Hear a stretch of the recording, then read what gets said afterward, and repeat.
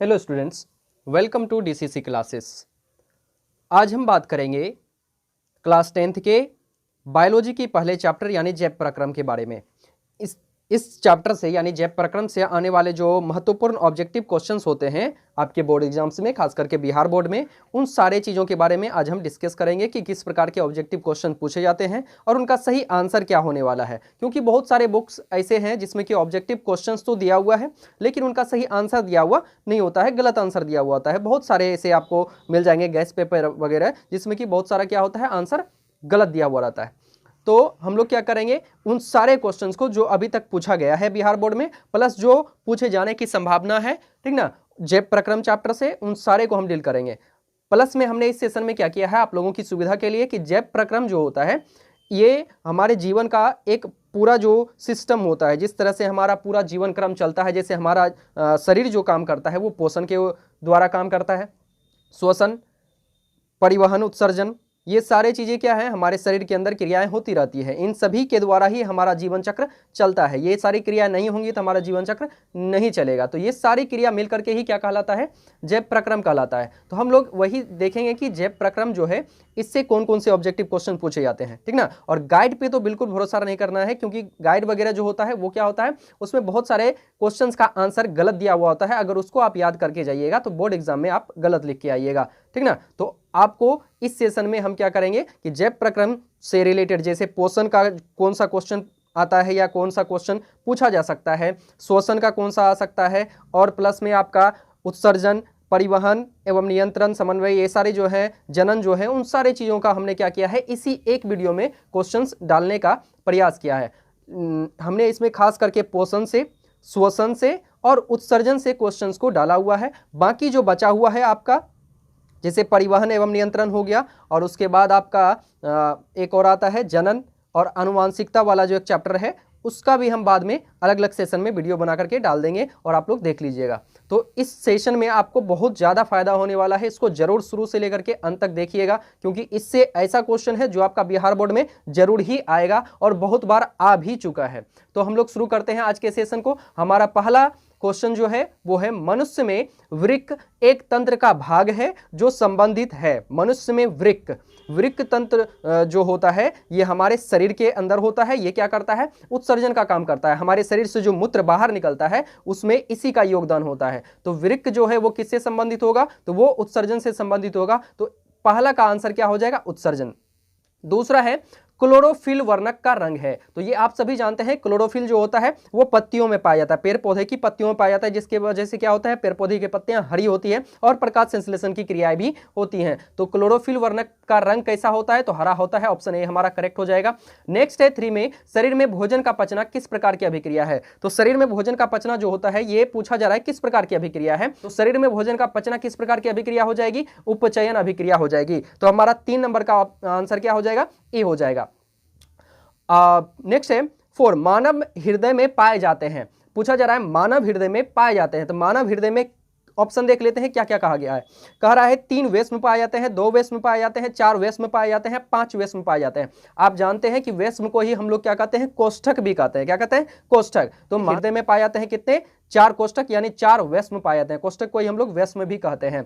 तो option number C correct हो जाएगा। नेक्स्ट है हमारा 5 में, कवक में पोषण की कौन सी विधि है। पूछ रहा है कवक में पोषण की कौन सी विधि है। तो आप लोग पढ़े होंगे कि कवक जो होता है वो मृत जीवों पर आश्रित होता है, सड़े गले चीजों पर वो आश्रित होता है, उससे अपना पोषण प्राप्त करता है, उससे अपना भोजन प्राप्त करता है, खान पान प्राप्त करता है। तो कवक जो हो जाएगा किस प्रकार का जीव हो जाएगा, तो ये है हमारा मृत जीवी है। इसमें किस प्रकार की पोषण पाई जाती है, मृत जीवी पोषण पाई जाती है। तो ऑप्शन नंबर बी हमारा करेक्ट हो जाएगा। 5 का कितना, बी। नेक्स्ट हम लोग चलते हैं 6 नंबर पे। 6 कह रहा है, रेजिन एवं गोंद कहां संचित रहता है। रेजिन एवं गोंद कहां संचित रहता है। तो रेजिन और गोंद जो होता है, जिस प्रकार से हमारे शरीर से क्या निकलता है, अपशिष्ट पदार्थ निकलता है, उसी प्रकार से क्या होता है, पौधे के शरीर से भी क्या निकलता है, अपशिष्ट पदार्थ निकलता है। तो उसी में से पूछा जा रहा है कि रेजिन एवं गोंद अपशिष्ट पदार्थ जो है ये पौधे में कहाँ संचित रहता है, ठीक ना। 6 नंबर में पूछा जा रहा है पौधे में जो होता है रेजिन एवं गोंद कहाँ संचित रहता है, तो ये रहता है कहाँ, पुराने जाइलम में संचित रहता है। कहाँ रहता है, पुराने जाइलम में। 6 का डी ऑप्शन सही हो जाएगा। रक्त क्या है, तो हम लोग जानते हैं रक्त जो है ये क्या होता है, यहाँ ऑप्शन देख लेते हैं पहले कि क्या कहा जा रहा है। कह रहा है कि रक्त जो है कोशिका है या उत्तक है या पदार्थ है या कोई नहीं है, तो हम लोग जानते हैं कि रक्त क्या है, एक उत्तक है, ठीक ना। रक्त क्या है, एक उत्तक है। इसका पूरा अगर देखिएगा तो इसको कहा जाता है रक्त जो है एक तरल, क्या है, एक तरल संयोजी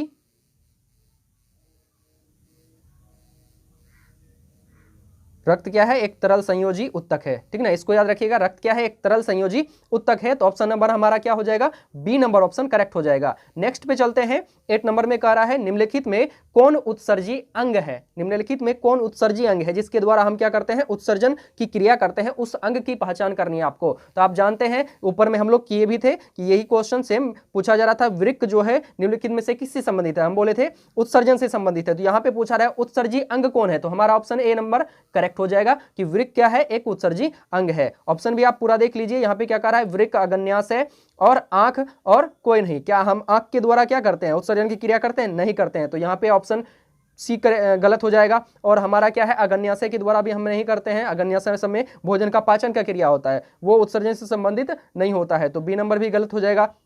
और डी में कह रहा है कोई नहीं, तो हमारा ऑप्शन नंबर ए करेक्ट हो जाएगा। नेक्स्ट है हमारा मत्स्य का मुख्य श्वसन अंग है। मत्स्य मतलब मछली, मछली को कहा जाता है मत्स्य। तो मत्स्य का मुख्य श्वसन अंग क्या है, जैसे हम लोग सांस लेने की क्रिया करते हैं, श्वसन की क्रिया करते हैं, उसी तरह से मछलियां भी सांस लेती है। तो उनके सांस लेने के लिए कौन सा अंग जो है जिम्मेदार होता है, तो मुख्य श्वसन अंग क्या होता है मछलियों में, वो होता है गिल्स। याद रखिएगा 9 का कितना हो जाएगा, 9 का सी हो जाएगा। नेक्स्ट है हमारा 10 नंबर में पौधों में गैसों के निष्कासन के लिए किस क्रिया का उपयोग होता है। तो आप जानते हैं कि अगर पौधों से क्या हो रहा है, गैस निकल रहा है, तो वहां पे कौन सी क्रिया होगी, विसरण की क्रिया होती है। क्या होती है, विसरण की क्रिया, ठीक ना।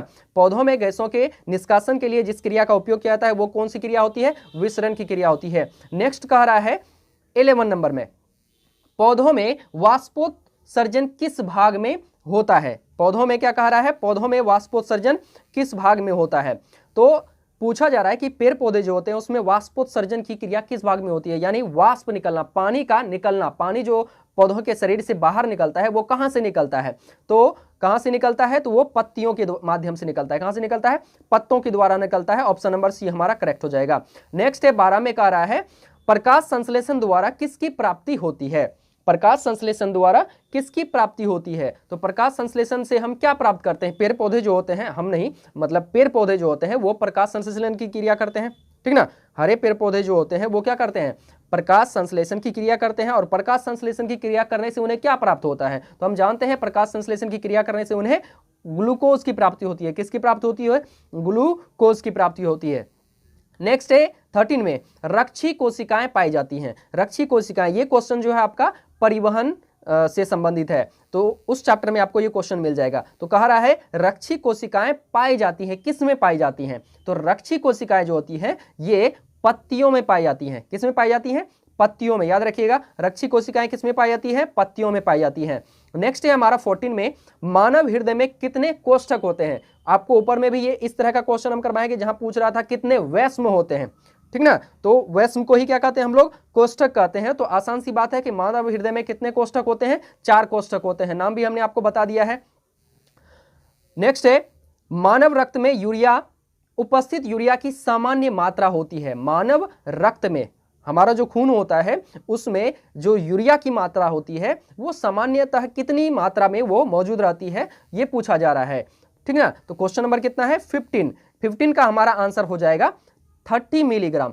आप अगर भारतीय भवन के बुक में देखिएगा तो उसमें उत्सर्जन वाले चैप्टर में ये चीज आपको मिल जाएगा कि मानव रक्त में जो होता है यूरिया की सामान्य मात्रा कितनी होती है, 30 मिलीग्राम होती है, ठीक ना। और अन्य सब बुक में भी अलग अलग रहता है, लेकिन जनरली इसका जो मात्रा होता है वो 18 mg से कितना, 18 mg से 30 mg के बीच में होता है। 18 मिलीग्राम से 30 मिलीग्राम, 18 mg से कितना, 30 mg के बीच में होता है, इसी रेंज में होता है। लेकिन यहाँ पे रेंज वाला ऑप्शन तो नहीं दिया हुआ है, हमारा डायरेक्ट दिया हुआ है 100 mg 20 mg, 30 mg and 40 mg। तो ऑप्शन जो है हमारा सी करेक्ट हो जाएगा। किसी किसी बुक में बी भी दे देता है 20 mg। आप देख लीजिए रेंज देखिए 18 से 30 है तो 20 भी हो जाएगा, लेकिन करेक्ट अगर हम देखें तो भारतीय भवन बुक के अनुसार यहाँ पे क्या हो जाएगा 30 mg हो जाएगा।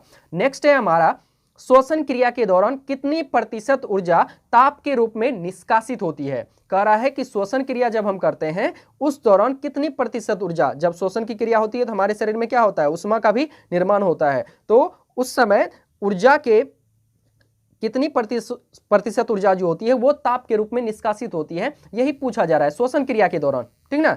16 नंबर में पूछा जा रहा है। तो इसमें जो होती है 20% ऊर्जा क्या होती है, हमारे शरीर से निष्कासित होती है। याद रखिएगा श्वसन क्रिया के दौरान कितनी प्रतिशत ऊर्जा ताप के रूप में निष्कासित होती है, तो 20%। नेक्स्ट है हमारा पौधों में वायवीय भागों में जल के निष्कर्षण की क्रिया कहलाती है। पौधों के वायवीय भागों में जल के निष्कर्षण की क्रिया कहलाती है, जल का बाहर निकलना। इससे पहले भी हम आपको शायद ये इस तरह का क्वेश्चन करवाए हैं कि पौधे के वायवीय भागों में जल के निष्कर्षण की क्रिया कहलाती है। तो क्या कहलाती है, परागन, निषेचन, विसरण, वाष्पोत्सर्जन। याद रखिएगा जल का निष्कासन होना, तो आपको बताए थे क्या कहलाएगा, वाष्पोत्सर्जन। नेक्स्ट है हमारा वह प्रक्रम जिनके द्वारा शरीर में ऊर्जा का उत्पादन होता है। वह प्रक्रम जिनके द्वारा शरीर में क्या होता है, ऊर्जा का उत्पादन होता है, कहलाता है। अगर हम श्वसन की क्रिया नहीं करेंगे तो वो क्या होगा कि ऑक्सीजन हमारे शरीर में जाएगा नहीं, और वो ऑक्सीजन क्या करेगा, भोजन से रिएक्शन करेगा नहीं, तो ऊर्जा का निर्माण हो नहीं सकता है। तो किसके द्वारा ऊर्जा का निर्माण होता है हमारे शरीर में, श्वसन की क्रिया के द्वारा होता है, ठीक ना। नेक्स्ट है हमारा कौन सी क्रिया सभी जीवों के लिए अनिवार्य है। कौन सी क्रिया सभी जीवों के लिए अनिवार्य है। अगर वो क्रिया जीव ना करे तो वो क्या हो जाएगा, चंद समय में ही वो मृत्यु को प्राप्त कर जाएगा। जैसे हम ही लोग हैं, हम ऐसी कौन सी क्रिया नहीं करेंगे जो तुरंत ही मर जाएंगे। तो आप जानते हैं कि श्वसन की क्रिया हमारे लिए बहुत ज्यादा इंपॉर्टेंट है। हम पानी थोड़ी देर ना भी पिए तो हम जिंदा रह सकते हैं, ठीक है। उत्सर्जन की क्रिया ना भी करे तो जिंदा रह सकते हैं, जनन ना भी करे तो हम लोग क्या कर सकते हैं, जिंदा रह सकते हैं। लेकिन श्वसन अगर ना करें तो कोई भी व्यक्ति या कोई भी जीव जो है इस धरती पर का वो जीवित नहीं रह सकता है। यानी श्वसन की क्रिया यहाँ पे क्या हो जाएगा, सही आंसर हो जाएगा ऑप्शन नंबर सी 19 का।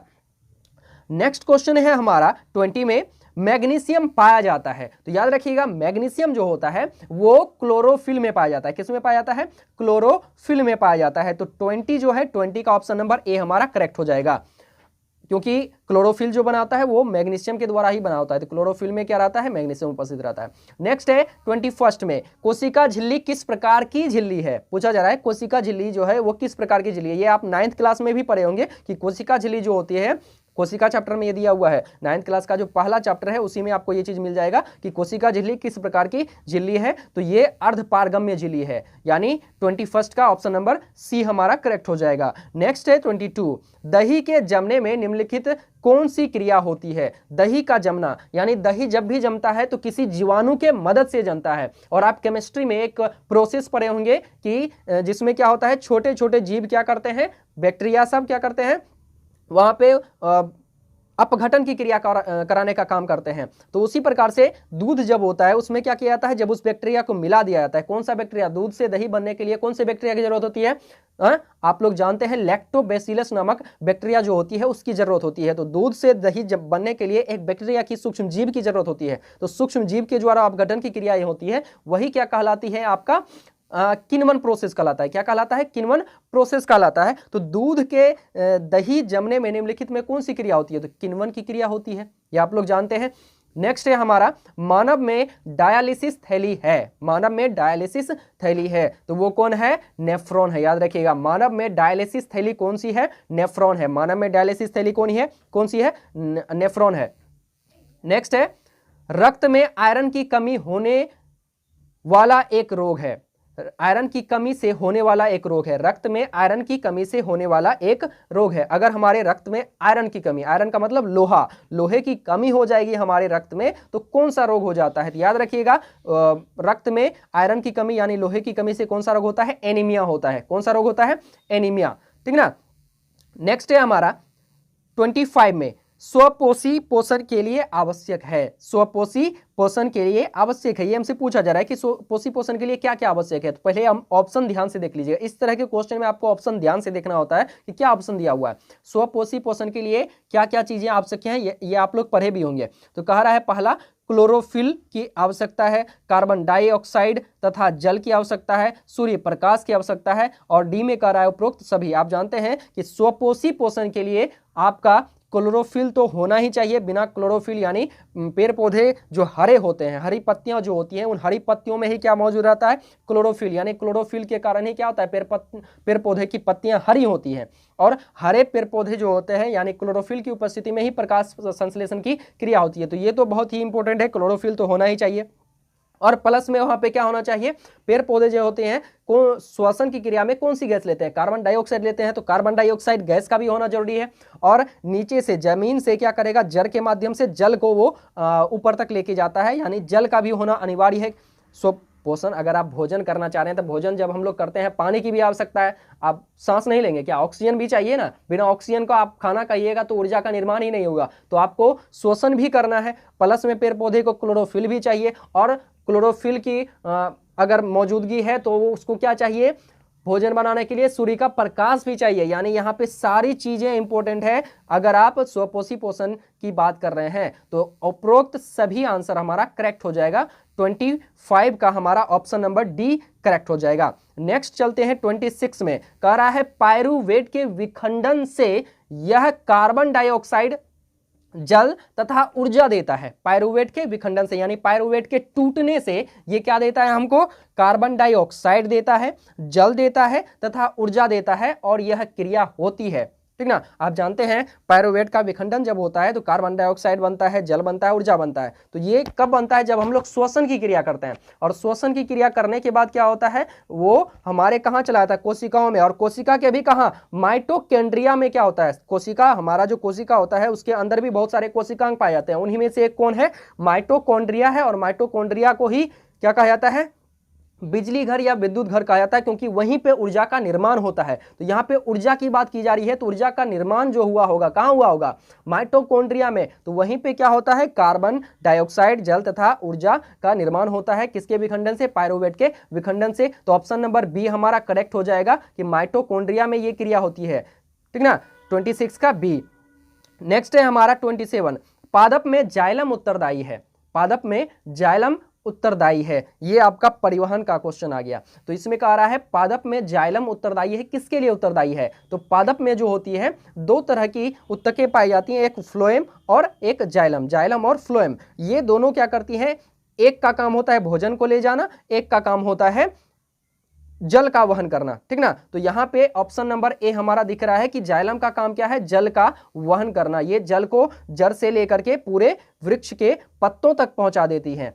तो ये हमारा क्या है, जाइलम जो है किसके लिए उत्तरदायी हो जाएगा, जल के वहन के लिए। यानी 27 का ए करेक्ट हो जाएगा। नेक्स्ट है 28।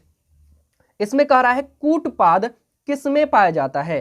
कूटपाद किस में पाया जाता है, तो याद रखिएगा कूटपाद जो होता है ये अमीबा में पाया जाता है। आप लोग पढ़े भी होंगे, ठीक ना। तो कूटपाद किस में पाया जाता है, अमीबा में पाया जाता है। आप लोग पढ़े ना कि ये जो होता है ये अमीबा है। अमीबा का कोई भी शेप हो सकता है, और इसी अमीबा में क्या होता है, कूटपाद सब पाया जाता है, कूटपाद पाया जाता है, जिसके माध्यम से वो क्या करता है, भोजन को ग्रहण करता है। जैसे मान लीजिए यहाँ पे कोई भोजन है तो ये इसमें क्या हो जाता है, कूटपाद का निर्माण हो जाता है यहाँ पे, और इसी के माध्यम से ये क्या करता है, धीरे धीरे इस भोजन को चारों तरफ से घेर लेता है। इधर से भी फैलता जाएगा, इधर से भी फैलता जाएगा और धीरे धीरे इसको घेर लेगा, और यही क्या करता है, भोजन के रूप में उसको ग्रहण कर लेता है। किसके माध्यम से, कूटपाद के माध्यम से। कौन, अमीबा। तो यानी कूटपाद जो होगा वो किस में पाया जाएगा, तो अमीबा में। याद रखिएगा कूटपाद किस में पाया जाएगा, अमीबा में।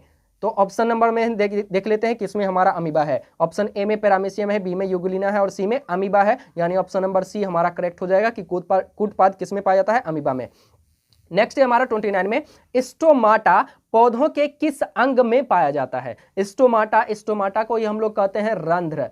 याद है आपको, स्टोमाटा को ही क्या कहते हैं, रंध्र कहते हैं। यानी पेड़ पौधे में जो रंध्र पाया जाता है वो कहाँ पाया जाता है, जिसके माध्यम से वो गैसों का आदान प्रदान करते हैं, वाष्पोत्सर्जन की क्रिया करते हैं। तो वो कहाँ पाया जाता है, रंध्र। तो पेड़ पौधे की पत्तियों में पाया जाता है। तो 29 जो है, 29 का हमारा ऑप्शन नंबर देख लेते हैं कि पत्तियां किस में है। ऑप्शन नंबर बी हमारा करेक्ट हो जाएगा, बी में है, पत्तियों में। स्टोमाटा यानी रंध्र कहाँ पाया जाता है, पत्तियों में। नेक्स्ट है हमारा मानव हृदय का औसत प्रकुंचन दाब। ठीक ना, मानव हृदय जो होता है इसमें जो प्रकुंचन दाब होता है, एक बार फैलना एक बार सिकुड़ने की जो क्रिया होती है, यानी प्रकुंचन दाब इसमें पूछा। दो तरह की दाब होती हैं, एक होता है प्रकुंचन दाब, एक होता है अनुशिथिलन दाब। ठीक ना, तो उन्हीं में से एक पूछा जा रहा है कि प्रकुंचन दाब जो होता है ये लगभग कितने के बराबर होता है। ऑप्शन नंबर ए कह रहा है 120 mmHg, बी कह रहा है 150 यानी 150 mmHg, और सी कह रहा है 90 यानी 90 mmHg, और डी कह रहा है इनमें से कोई नहीं। तो हम लोग जानते हैं कि मानव हृदय यानी हमारे हृदय में जो औसत प्रकुंचन दाब है,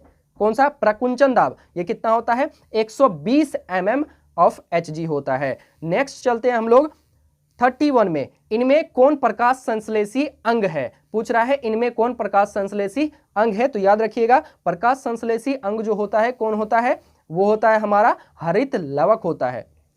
कौन होगा, इनमें कौन प्रकाश संश्लेषी अंग है, हरित लवक है, यानी क्लोरोफिल जो होता है वो क्या होता है प्रकाश संश्लेषी अंग होता है। तो ऑप्शन नंबर डी हमारा करेक्ट हो जाएगा 31 का। नेक्स्ट चलते हैं 32 में, वाष्पोत्सर्जन कैसी प्रक्रिया है, ये पूछा जा रहा है कि वाष्पोत्सर्जन कैसी क्रिया है। तो वाष्पोत्सर्जन आप जानते हैं कि हम वाष्पोत्सर्जन की क्रिया के माध्यम से क्या होता है, पेड़ पौधे की पत्तियों के माध्यम से, पेड़ पौधे से क्या होता है जल का निष्कासन होता है, जल बाहर निकलता है। तो जल बाहर निकलने से क्या हो जाएगा, कुछ नया निर्माण हो रहा है क्या, जल का बाहर निकलना, यानी वो वाष्प के रूप में जल कन्वर्ट होकर के निकल रहा है बाहर। जल क्या होता है लिक्विड फॉर्म में रहता है और सॉलिड फॉर्म में भी रहता है, और किस रूप में रहता है आपका गैस फॉर्म में भी रहता है। हम गैस से लिक्विड भी बना सकते हैं, गैस से ठोस भी बना लिक्विड से फिर ठोस भी बना सकते हैं, यानी पानी तीनों रूपों में जा सकता है, कन्वर्ट कर सकते हैं उसको। लेकिन ऐसा करने से पानी को अगर हम ठोस बना दे, यानी द्रव पानी को क्या कर दे ठोस बना दे, बर्फ बना दे, फिर उसको गर्म करके हम वाष्प बना दे, ऐसा करने से कुछ नया बनता है, नहीं बनता है। और वाष्पोत्सर्जन की क्रिया में भी क्या होता है, पानी सिर्फ बाहर निकलता है गैस के रूप में, यही ना होता है वाष्प के रूप में। तो ये क्रिया कैसी क्रिया हो जाएगी, रासायनिक होगी, शारीरिक होगी, भौतिक होगी, प्राकृतिक होगी। तो याद रखिएगा ये क्रिया जो होती है भौतिक क्रिया होती है, आप लोग पढ़े भी हैं। भौतिक परिवर्तन ऐसा परिवर्तन होता है जिसमें किसी नए पदार्थ का निर्माण नहीं होता है, लेकिन रासायनिक में कुछ नया बनता है। तो यहाँ पे वाष्पोत्सर्जन कैसी क्रिया है, भौतिक क्रिया है।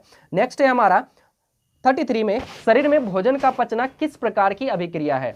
शरीर में भोजन का पचना, हमारा जो शरीर है इसमें जो भोजन का पाचन होता है वो किस प्रकार की अभिक्रिया के कारण होता है। सबसे शुरू में आपको ये क्वेश्चन हम कराए थे, ठीक ना। तो इसमें क्या होता है, ऑक्सीजन का जुड़ाव होता है, ऑक्सीजन का जुड़ना, कौन सा रिएक्शन होता है, उपचयन अभिक्रिया कहलाती है। और उपचयन को ही हम लोग क्या कहते हैं, ऑक्सीडेशन यानी ऑक्सीकरण अभिक्रिया भी कहते हैं।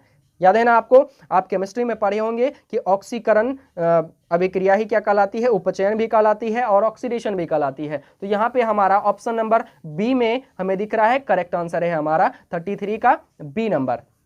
नेक्स्ट है हमारा जठर ग्रंथियां कहाँ पाई जाती हैं। जठर ग्रंथियां जो होती है ये कहाँ पाई जाती है, ये हमसे पूछा जा रहा है। तो जठर ग्रंथियां जो होती है वो हमारे अमाशय में पाई जाती है। कहाँ पाई जाती है, अमाशय में, हमारे पेट के अंदर जो अमाशय है, ठीक ना, वहां क्या होता है जठर ग्रंथियां पाई जाती हैं। इतना याद रहेगा आप लोगों को। तो ऑप्शन नंबर हमारा कितना, ए में कह रहा है आंख में, बी में कह रहा है अग्न्याशय में, और सी में कह रहा है यकृत में, और डी में कह रहा है अमाशय में। तो ऑप्शन नंबर डी जो है हमारा ये सही हो जाएगा। याद रखिएगा जठर ग्रंथियां कहां पाई जाती है, अमाशय में पाई जाती हैं। अब हम लोग चलते हैं नेक्स्ट क्वेश्चन पे। देखिए नेक्स्ट क्वेश्चन क्या कह रहा है, प्रकाश संश्लेषण क्रिया में ऑक्सीजन बाहर निकलता है। प्रकाश संश्लेषण की क्रिया में ऑक्सीजन जो बाहर निकलता है वो किससे बाहर निकलता है, ये आपसे पूछा जा रहा है कि प्रकाश संश्लेषण की क्रिया में ऑक्सीजन बाहर निकलता है किससे।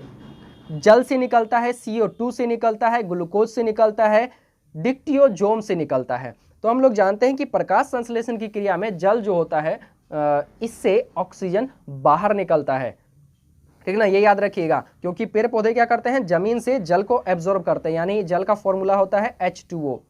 यही H2O जो होता है इसी से हमें क्या होता है O2 प्राप्त हो जाता है प्रकाश संश्लेषण की क्रिया में। आप रिएक्शन अगर देखे होंगे प्रकाश संश्लेषण का तो आपको पता चल जाएगा कि ये क्रिया कैसे होती है, ठीक ना। क्या होता है कि पेड़ पौधे जो होते हैं वो बाहर से CO2 ग्रहण करता है, प्लस में उसके पास क्या होता है जल भी मौजूद होता है। यही दोनों रिएक्शन करके किसकी उपस्थिति में, सूर्य प्रकाश की उपस्थिति में, क्योंकि पेड़ पौधे की पत्तियों के पास क्या होता है क्लोरोफिल होता है। उसके बाद ये लोग क्या करते हैं ग्लूकोज का निर्माण करते हैं, यानी C6H12 O6 का निर्माण करते हैं प्लस O2 का निर्माण करते हैं, ठीक ना। ये सारे चीज ये क्या करते हैं, बनाते हैं इस प्रोसेस में।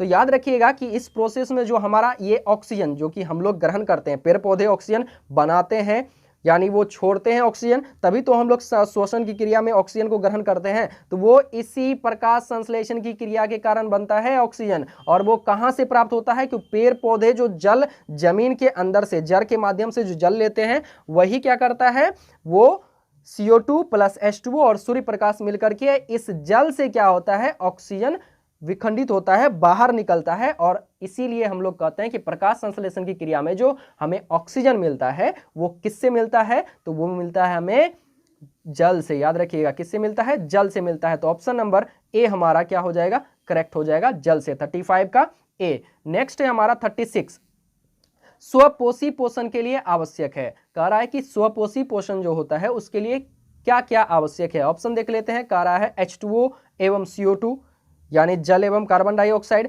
बी में कह रहा है क्लोरोफिल, सी में कह रहा है सौर प्रकाश और डी में कह रहा है इनमें से सभी। सेम यही क्वेश्चन हमने ऊपर में भी किया था, ठीक ना। तो ऑप्शन भी हमको लगता है सेम ही है। तो यहाँ पे ऑप्शन देख करके हमको लगता है सही आंसर क्या हो जाएगा, स्वपोषी पोषण के लिए सारी चीजें आवश्यक है। जल भी आवश्यक है, कार्बन डाइऑक्साइड यानी CO2 भी आवश्यक है, क्लोरोफिल भी आवश्यक है और सौर प्रकाश माना सूर्य का प्रकाश भी आवश्यक है। तो 36 का ऑप्शन नंबर डी लग रहा है यहाँ पे करेक्ट हो जाएगा, इनमें से सभी। तो 36 का क्या हो जाएगा, डी। नेक्स्ट हम लोग चलते हैं 37 पे।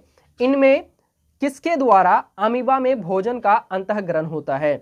अमीबा में अभी तुरंत हम आपको बताए थे कि अमीबा जो होता है वो भोजन जो होता है किसके माध्यम से ग्रहण करता है, कूटपाद के माध्यम से ग्रहण करता है। तो अमीबा में भोजन का अंतःग्रहण किसके द्वारा होता है, कूटपाद के द्वारा होता है, यानी 37 का ए हो जाएगा। नेक्स्ट चलते हैं हम लोग 38 में। प्रकृति में ऑक्सीजन का संतुलन कैसे बना रहता है।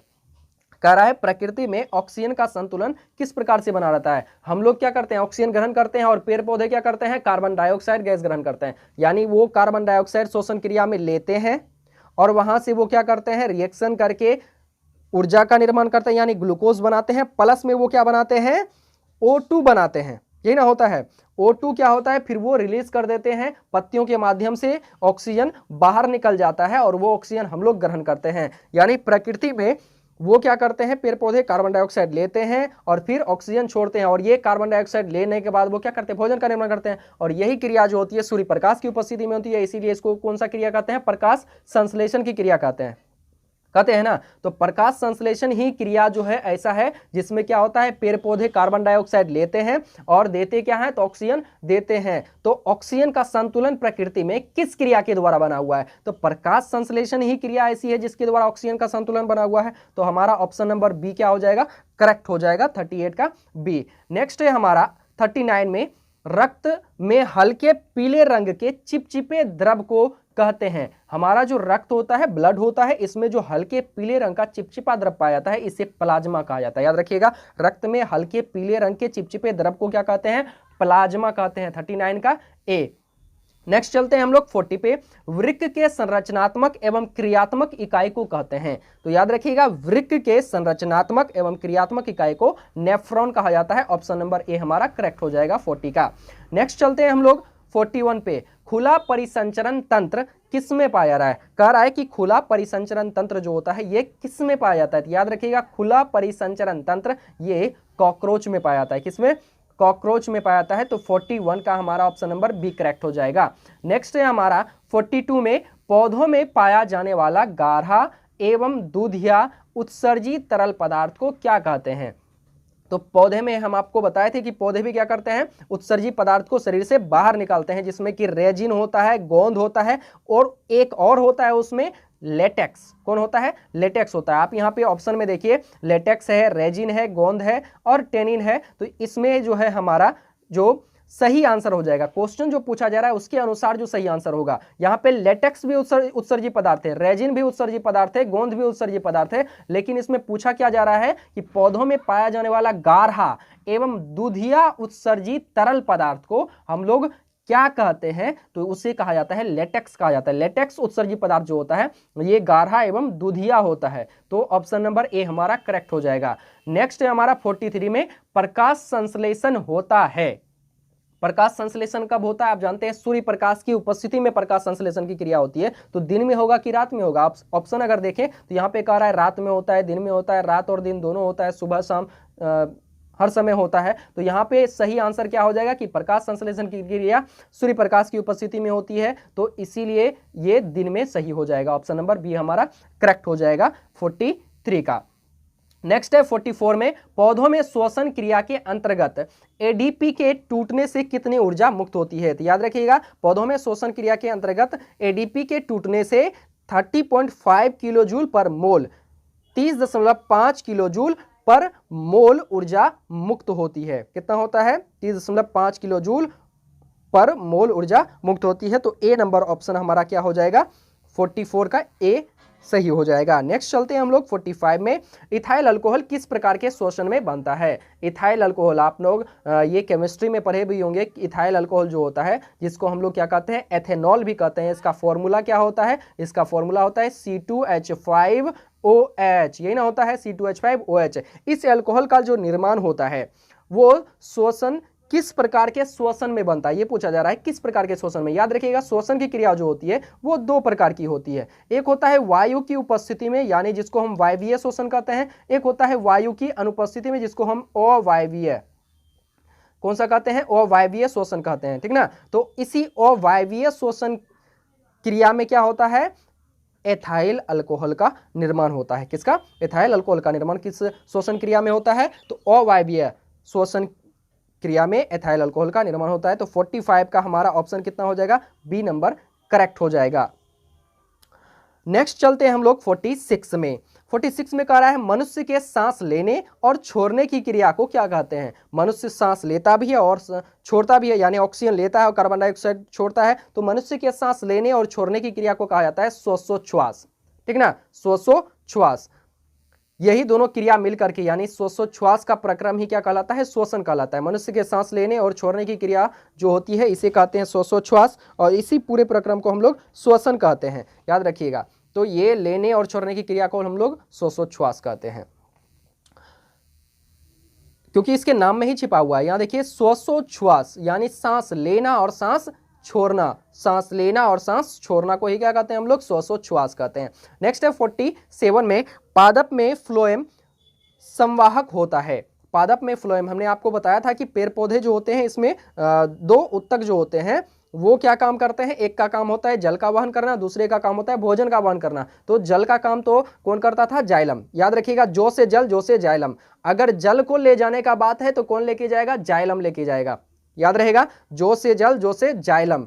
अगर भोजन की बात आ जाएगी तो याद रखिएगा, एप से होता है फ्लोएम। क्या होता है? एप से फ्लोएम, और एप से होता है फूड। याद रहेगा, एप से होता है फ्लोएम और एप से होता है फूड, यानी भोजन को ले जाने का काम कौन करेगा? फ्लोएम करेगा। ये याद रखिएगा, जो से होता है जल और जो से होता है जाइलम। तो जल को ले जाने का काम कौन करेगा? तो जाइलम उत्तक का होता है वो काम। जाइलम उत्तक जल को ले जाता है और फ्लोएम होता है ये फूड को ले जाता है, यानी भोजन का संवाहक होता है। याद रखिएगा, तो 47 का ए हो जाएगा। नेक्स्ट चलते हैं हम लोग 48 में, रक्त का थक्का बनाने में सहायक होता है। देखिए, रक्त का थक्का यानी जब भी हमारा हाथ पैर कट जाता है, आप देखिएगा कुछ देर बाद हमारा रक्त जो होता है वो धीरे धीरे आगे आकर वो जम जाता है, थक्का बन जाता है उसका। अगर ऐसा नहीं होगा तो हमेशा रक्त बहते रह जाएगा और थोड़ा सा भी कटने से हमारे शरीर का पूरा रक्त बाहर निकल जाएगा। तो हमारे शरीर में ही ऐसा कुछ मौजूद है जो क्या करता है, थोड़ा सा कटने के बाद क्या होता है, थोड़ा सा खून बाहर निकलता है, लेकिन धीरे धीरे वो क्या करता है, उस रक्त को जमा देता है और वो आगे आकर के स्किन के पास बैठ जाता है और अंदर के रक्त को बाहर नहीं आने देता है। तो इस प्रोसेस में कौन योगदान देता है अपना, कौन सहायक होता है? रक्त का थक्का बनाने में कौन सहायक होता है? तो याद रखिएगा, रक्त का थक्का बनाने में रक्त बिंबाणु कौन सहायक होता है? रक्त बिंबाणु या रक्त पट्टिकाणु। रक्त बिंबाणु को ही हम लोग क्या कहते हैं? रक्त पट्टिकाणु कहते हैं, और इसी को प्लेटलेट्स भी कहा जाता है। प्लेटलेट्स, चलिए इसको देख लीजिएगा क्या होता है, प्लेटलेट्स होता है। नेक्स्ट चलते हैं हम लोग, एक वयस्क मनुष्य जो होता है, एक वयस्क मनुष्य के कितने दांत होते हैं? तो वयस्क मनुष्य यानी जो व्यक्ति यंग हो जाता है, एकदम अच्छे एज पे पहुंच जाता है, उस व्यक्ति के मुंह में कितने दांत होते हैं? तो आप लोग जानते हैं 32 दांत होते हैं। तो ऑप्शन नंबर हमारा सी करेक्ट हो जाएगा। नेक्स्ट है हमारा 50 में। 50 में हम लोग देखते हैं, कह रहा है मछली के हृदय में कोष्ठकों की संख्या है। जैसा कि इससे पहले हमने आपको ऊपर में बताया कि हमारा मानव का हृदय जो होता है इसमें कितना कोष्ठक पाया जाता है, 4 कोष्ठक पाए जाते थे। उसी प्रकार से पूछा जा रहा है कि मछली जो होता है इसके हृदय में कितने कोष्ठक पाए जाते हैं। तो याद रखिएगा, मछली के हृदय में 2 कोष्ठक पाए जाते हैं। कितने? 2 कोष्ठक पाए जाते हैं। नेक्स्ट है हमारा 51 में, हाइड्रिला पौधों में रंध्र कहाँ पाए जाते हैं। हाइड्रिला पौधे जो होते हैं इसमें रंध्र कहाँ पाए जाते हैं। तो याद रखिएगा, हाइड्रिला जो होता है ये एक जलीय पौधा होता है, ठीक ना। हाइड्रिला कौन सा पौधा है? जलीय पौधा है, और जलीय पौधे में रंध्र नहीं पाए जाते हैं। कुछ पौधे होते हैं जिसमें पाए जाते हैं, लेकिन हाइड्रिला पौधा जो होता है मैक्सिमम जलीय पौधे में रंध्र नहीं पाए जाते हैं। तो याद रखिएगा, इसमें भी हाइड्रिला पौधे में क्या रंध्र पाया जाएगा, क्योंकि ये भी जलीय पौधा है। तो याद रखना है कि हाइड्रिला जलीय पौधा जो होता है इसमें रंध्र नहीं पाया जाता है। तो 51 का ऑप्शन नंबर डी हमारा करेक्ट हो जाएगा। याद रखिएगा, इसमें कह रहा है ना, ऑप्शन ए में कह रहा है पत्तियों में रंध्र पाया जाता है, तना पर पाया जाता है, पत्तियों एवं तना दोनों पर पाया जाता है। तो हाइड्रिला पौधे में जो होता है इसमें रंध्र नहीं पाया जाता, ये याद रखना है। नेक्स्ट है हमारा, पाचन क्रिया पूर्ण होती है। पाचन क्रिया कहाँ पूर्ण होती है? तो हम जो भोजन करते हैं वो भोजन, उसका पाचन कहाँ से स्टार्ट होता है? हमारे मुख से ही स्टार्ट हो जाता है। हम जैसे ही मुंह में भोजन डालते हैं, उसको चबाना शुरू करते हैं, वैसे ही वहाँ से लार वगैरह उसमें मिश्रित होता है, वहाँ से ही भोजन का पाचन क्रिया स्टार्ट हो जाता है। क्योंकि लार में भी एंजाइम पाए जाते हैं, जिसमें कि आपका एमाइलेज भी होता है, ठीक ना, और भी बहुत सारे एंजाइम होते हैं। वो सब क्या करता है? भोजन को पचाने का काम कर देता है। लार से ही भोजन का पचना शुरू हो जाता है। और पूर्ण कहाँ पे होता है? तो भोजन का पाचन ये होता है हमारी छोटी आंत में। छोटी आंत में पहुंचने के बाद वहां भी बहुत सारे हिस्से होते हैं छोटी आंत के, वहां जाकर के क्या होता है? भोजन का क्रिया पूर्ण होता है, और वहां से पूर्ण होने के बाद वो कहां पहुंच जाता है? बड़ी आंत में पहुंच जाता है, ठीक ना। भोजन का पाचन पूर्ण होने के बाद वो कहां जाता है? बड़ी आंत में। और बड़ी आंत में भोजन का पाचन नहीं होता है। भोजन का पचने का काम कहाँ आता है? छोटी आंत तक ही वो पच जाता है। उसके बाद जो मल वगैरह रहता है वो कहाँ पहुंच जाता है? बड़ी आंत में पहुंच जाता है। इसीलिए पाचन क्रिया कहाँ पूर्ण होती है? तो छोटी आंत में ही पूर्ण हो जाती है। ऑप्शन नंबर सी करेक्ट हो जाएगा। नेक्स्ट है हमारा 53 में, छोटी आंत की दीवार में पाई जाने वाली, छोटी आंत की दीवार में पाई जाने वाली ग्रंथियों के स्राव को क्या कहते हैं। तो छोटी आंत का जो दीवार है उसमें पाए जाने वाले जो ग्रंथि होते हैं उनके स्राव को क्या कहा जाता है, ये हमसे पूछा जा रहा है। तो याद रखिएगा, छोटी आंत जो होता है, ठीक ना, छोटी आंत का जो दीवार होता है इसमें जो ग्रंथि का स्राव होता है उसको हम लोग कहते हैं आंत्ररस या सक्कस एंटेरिकस, ठीक ना। याद रखिएगा, क्या क्या कहते हैं? आंत्ररस या सक्कस एंटेरिकस, दोनों नाम है, आंत्ररस या सक्कस एंटेरिकस। अब क्वेश्चन आया है तो इसमें दोनों ऑप्शन तो सही नहीं हो सकता है, इसका मतलब कहीं ना कहीं और ऑप्शन दिया हुआ होगा, तो उसको देखते हैं। सी में कह रहा है जठररस, नहीं, जठररस नहीं कहा जाता है। बी में कह रहा है ए एवं बी दोनों। तो हमारा करेक्ट आंसर जो है वो करेक्ट ऑप्शन यहाँ पे क्या हो जाएगा? ए एवं बी दोनों, क्योंकि दोनों सही है। हमारा छोटी आंत जो होता है इसकी दीवार में जो पाई जाने वाली ग्रंथियों के स्राव जो होते हैं उसको हम लोग क्या कहते हैं? तो उसको आंत्ररस या सक्कस एंटेरिकस कहते हैं। क्या कहते हैं? आंत्ररस या सक्कस एंटेरिकस। और ऑप्शन ए में है आंत्ररस, बी में है सक्कस एंटेरिकस, और डी में कह रहा है ए एवं बी दोनों। तो ऑप्शन नंबर डी हमारा करेक्ट हो जाएगा। 54 में कह रहा है, निम्नलिखित में जठर ग्रंथि कि कौन सी कोशिका हाइड्रोक्लोरिक अम्ल का स्राव करती है। इसमें पूछा जा रहा है कि निम्नलिखित में से जठर ग्रंथि की कौन सी कोशिका जो है वो हाइड्रोक्लोरिक अम्ल का स्राव करती है। तो यहाँ पे हम आपको बता देना चाहते हैं, इसमें जो होता है जठर ग्रंथि जो होता है इसमें बहुत सारी कोशिकाएं पाई जाती हैं, और उनमें से पूछा जा रहा है कि कौन सी कोशिका जो है वो हाइड्रोक्लोरिक अम्ल का स्राव करती है। तो आपको याद रखना है कि अम्लजन कोशिकाएं जो होती हैं, जठर ग्रंथि में उपस्थित अम्लजन कोशिकाएं, अम्लजन कोशिका को ही हम लोग ऑक्जिंटिक कोशिकाएं भी कहते हैं और भित्तीय कोशिकाएं भी कहते हैं। ये जो अम्लजन कोशिका है ये कहाँ पाया जाता है? जठर ग्रंथि में पाया जाता है। और भी अन्य कोशिकाएं पाई जाती हैं, जैसे आपका यहाँ पे दिया हुआ है जाइमोजिन कोशिकाएं, जिसको मुख्य कोशिका भी कहा जाता है। याद रखिएगा, हमारा जो जठर ग्रंथि होता है, ठीक ना, जठर ग्रंथि में हमारा अम्लजन कोशिका यानी ऑक्जिंटिक कोशिकाएं, जिसको भित्तीय कोशिका भी कहते हैं। अम्लजन कोशिका का ही दूसरा नाम है ऑक्जिंटिक कोशिकाएं, इंग्लिश नेम है इसका, और अन्य नाम है इसका भित्तीय कोशिकाएं। याद रखना है इसको। जठर ग्रंथि की एक कोशिका है जिसका नाम है अम्लजन कोशिका या ऑक्जिंटिक कोशिका या भित्तीय कोशिका। दूसरा जो कोशिका है उसका नाम है जाइमोजिन कोशिका या मुख्य कोशिका, और तीसरा है म्यूकस कोशिका या इसी को हम लोग कहते हैं श्लेष्मा कोशिकाएं। क्या कहते हैं? श्लेष्मा। म्यूकस का दूसरा नाम है श्लेष्मा। ये जो है इस क्रम में आपका हो जाएगा। सबसे पहले होता है म्यूकस कोशिका, सबसे पहले क्या होता है? म्यूकस कोशिका फर्स्ट पे, और उसके बाद होता है ऑक्जेंटिक कोशिका, और थर्ड में होता है जाइमोजिन कोशिका। इस क्रम में ये होते हैं, ठीक ना। तो हमारा जठर ग्रंथि में पहला कोशिका कौन होता है? म्यूकस कोशिका, या म्यूकस का ही दूसरा नाम क्या है? श्लेष्मा है। म्यूकस का ही दूसरा नाम क्या है? श्लेष्मा है। और दूसरा कोशिका जो होता है वो कौन होता है? ऑक्जेंटिक कोशिका या अम्लजन कोशिका, या इसी का दूसरा नाम है भित्तीय कोशिका।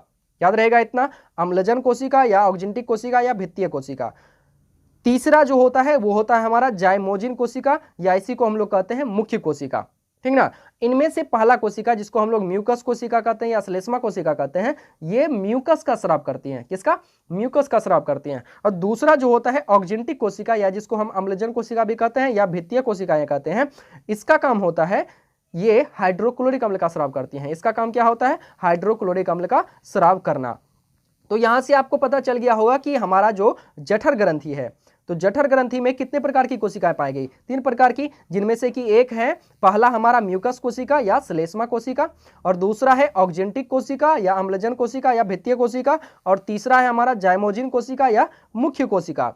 तो इनमें से जो हमारा ऑक्जेंटिक कोशिका होती है या अम्लजन कोशिका होते हैं या भित्तीय कोशिकाएं होती हैं, इसी का काम होता है हाइड्रोक्लोरिक अम्ल का यानी HCl का स्राव करना। किसका? HCl का स्राव करना। याद रखिएगा, ये क्या करती हैं? HCl का स्राव करवाती हैं। तो ऑप्शन नंबर हमारा 1 करेक्ट हो जाएगा कि जठर ग्रंथियों में उपस्थित जो अम्लजन या ऑक्जेंटिक कोशिकाएं या भित्तीय कोशिका होती है, यही क्या करती है? हाइड्रोक्लोरिक अम्ल का स्राव करती है। 54 में 54 का क्या हो जाएगा? ऑप्शन नंबर ए हमारा करेक्ट हो जाएगा। नेक्स्ट क्वेश्चन पे अब हम लोग चलते हैं 55 नंबर पे। 55 में कह रहा है मनुष्य के मुख गुहा में कितने जोड़े लार ग्रंथियां पाई जाती हैं? कह रहा है मनुष्य के मुख गुहा में कितने जोड़े लार ग्रंथियां पाई जाती है। तो ये तो आपको पता ही है कि हमारे जो मुख है उसमें क्या पाया जाता है? लार ग्रंथि पाया जाता है। क्या पाया जाता है? लार ग्रंथि पाया जाता है। वही आपसे पूछा जा रहा है कि कितने जोड़े लार ग्रंथि पाए जाते हैं हमारे मुख गुहा में। तो हमारे मुख गुहा में जो होती है, जो भी ग्रंथि पाई जाती है वो जोड़े में पाई जाती है, जिनमें कि हमारा 3 लार ग्रंथि होता है। एक है आपका पेरोटिड। कौन सा होता है? पेरोटिड। कौन सा ग्रंथि है? पेरोटिड ग्रंथि।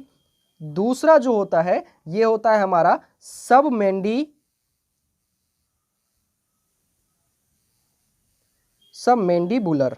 क्या होता है? सबमेंडिबुलर ग्रंथि।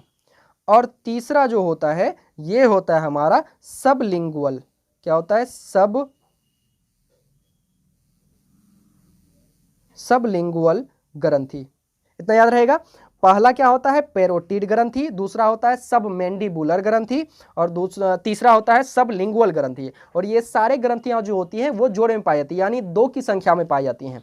तो यहाँ पे हमसे संख्या नहीं पूछ रहा है, क्या पूछ रहा है? जोड़ा पूछ रहा है। तो आप जानते हैं जोड़ा कितने का होता है? 2 का होता है। तो इसका मतलब कितने जोड़े पाए जा रहे हैं? तो एक जोड़े में होता है 2, तो यहाँ पे कितना जोड़ा है? 3। कितना है जी?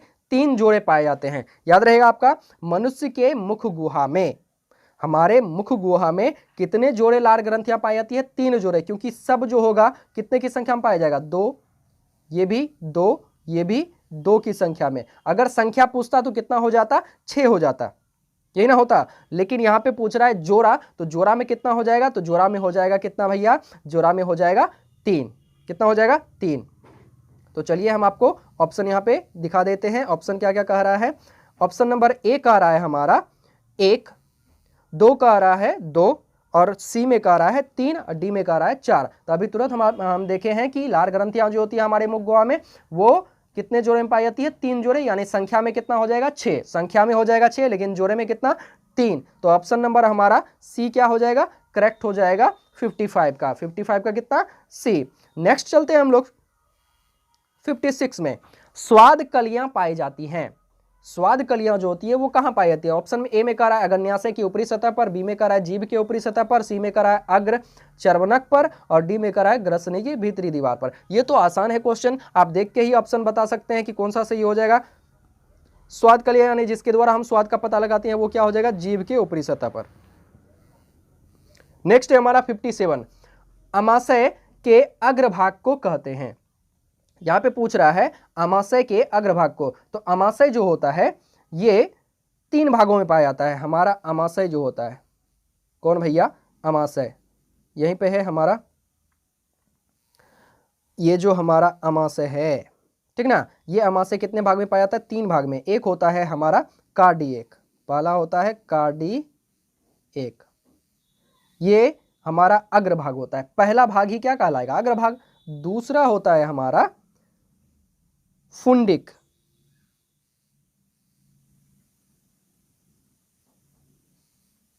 कौन सा हो जाएगा, फुंडिक।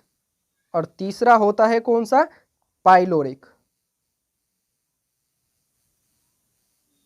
तीसरा कौन सा होता है जी, पाइलोरिक होता है।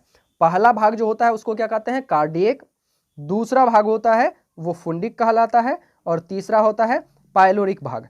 तो इसमें से जो पहला भाग है यही कहलाता है अग्रभाग, यही हमारा भाग कौन सा होता है, अग्रभाग होता है। कौन सा भाग होता है, अग्रभाग होता है। ये याद रखिएगा कि हमारा जो है आमाशय का अग्रभाग कौन होगा, कार्डिएक होता है। आमाशय का अग्रभाग कौन होता है, कार्डिएक। 3 भाग होते हैं, कार्डिएक, फुंडिक, पाइलोरिक, जिसमें कि अग्रभाग यानी पहला भाग कौन है, कार्डिएक है, और दूसरा जो बीच में पाया जाता है, बीच वाला भाग जो होता है उसे फुंडिक भाग कहा जाता है, और तीसरा भाग जो होता है वो पाइलोरिक होता है, जिसको पिछला भाग कहा जाता है, क्योंकि ये सबसे नीचे पाया जाता है, सबसे बाद में पाया जाता है, तो ये हो जाता है पिछला भाग।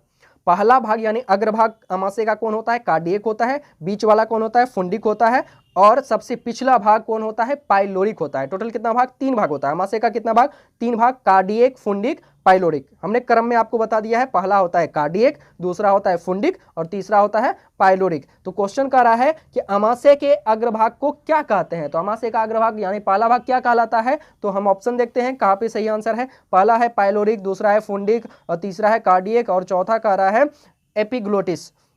तो एपिग्लोटिस तो इसका भाग भी नहीं है, तो यहाँ पे 3 भाग है, इनमें से कौन सा सही हो जाएगा, तो याद रखिएगा कार्डियक भाग जो होता है ये आमाशय का अग्रभाग होता है। ऑप्शन नंबर सी करेक्ट हो जाएगा। नेक्स्ट हम लोग चलते हैं 58 पे। तो 58 में हम लोग देखते हैं मुख गुहा का पिछला भाग कहलाता है, ठीक ना। इधर ऊपर में हमने सारे क्वेश्चन को कर लिया है। देखिए एक क्वेश्चन यहाँ पे हमने करा दिया था, कौन सा है, इसका जीभ के ऊपरी सतह पे, ये हो गया। चलिए अगला चलते हैं हम लोग 58 पे।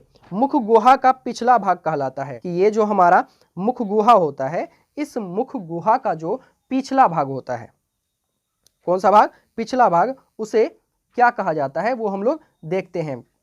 तो ये हो जाएगा हमारा मुख गुहा का पिछला भाग जो होता है, उसके लिए ऑप्शन नंबर जो है हमारा ए करेक्ट हो जाएगा। मुख गुहा का पिछला भाग क्या कहलाता है, ग्रसनी कहलाता है। याद रखिएगा, यहां पे एक चीज याद रखिएगा, एक होता है ग्रहणी। ग्रहणी जो होता है ये छोटी आंत में पाया जाता है। हम बात कर रहे हैं ग्रसनी का, ग्रहणी का बात नहीं कर रहे। ग्रहणी जो होता है छोटी आंत का भाग होता है। इन दोनों में कभी कभी स्टूडेंट घबरा जाते हैं कि कौन सा होगा, तो ग्रहणी नहीं होगा। यहाँ जो आप ग्रहणी देख रहे हैं ये मुख गुहा का भाग नहीं है, ये छोटी आंत का भाग है। इसको दिमाग से निकाल दीजिए, छोटी आंत का भाग कौन होता है, ग्रहणी होता है। लेकिन मुख गुहा का पूछा जाए और ए हमारा 58 का करेक्ट हो जाएगा। नेक्स्ट चलते हैं हम लोग, छोटी आंत एवं बड़ी आंत के जोड़ पर पाई जाने वाली एक छोटी नलीनुमा रचना को क्या कहते हैं। यहां कह रहा है छोटी आंत एवं बड़ी आंत के जोड़ पर, तो छोटी आंत एवं बड़ी आंत के जोड़ पर छोटी नलीनुमा रचना को क्या कहते हैं, तो याद रखिएगा सीकम कहा जाता है उसको, ठीक ना। तो 59 का ऑप्शन नंबर ए हमारा करेक्ट हो जाएगा। नेक्स्ट चलते हैं 60 में। मनुष्य के आहार नाल की कौन सी रचना अवशेषी अंग है। मनुष्य के आहार नाल की कौन सी रचना अवशेषी अंग है, तो याद रखिएगा अपेंडिक्स जो होती है मनुष्य के आहार नाल की अवशेषी अंग होती है। ऑप्शन नंबर बी करेक्ट हो जाएगा। नेक्स्ट क्वेश्चन है हमारा 61 में, छोटी आंत में भोजन के पाचन में निम्नलिखित में किस रस की भूमिका होती है। तो इसमें जो होता है हमारा, देखिए यहां ऑप्शन में कह रहा है ए में पित्तरस, बी में कह रहा है अग्न्याशयी रस, और सी में कह रहा है आंत्र रस, ठीक है ना। तो याद रखिएगा कि ये जो पित्त रस होता है, ये हमारा पित्त रस कहां से निकलता है, तो ये होता है यकृत से। पित्त रस कहां पाया जाता है, यकृत में, याद रखिएगा। और अग्न्याशयी रस जो होता है ये अग्न्याशय से, कहां से,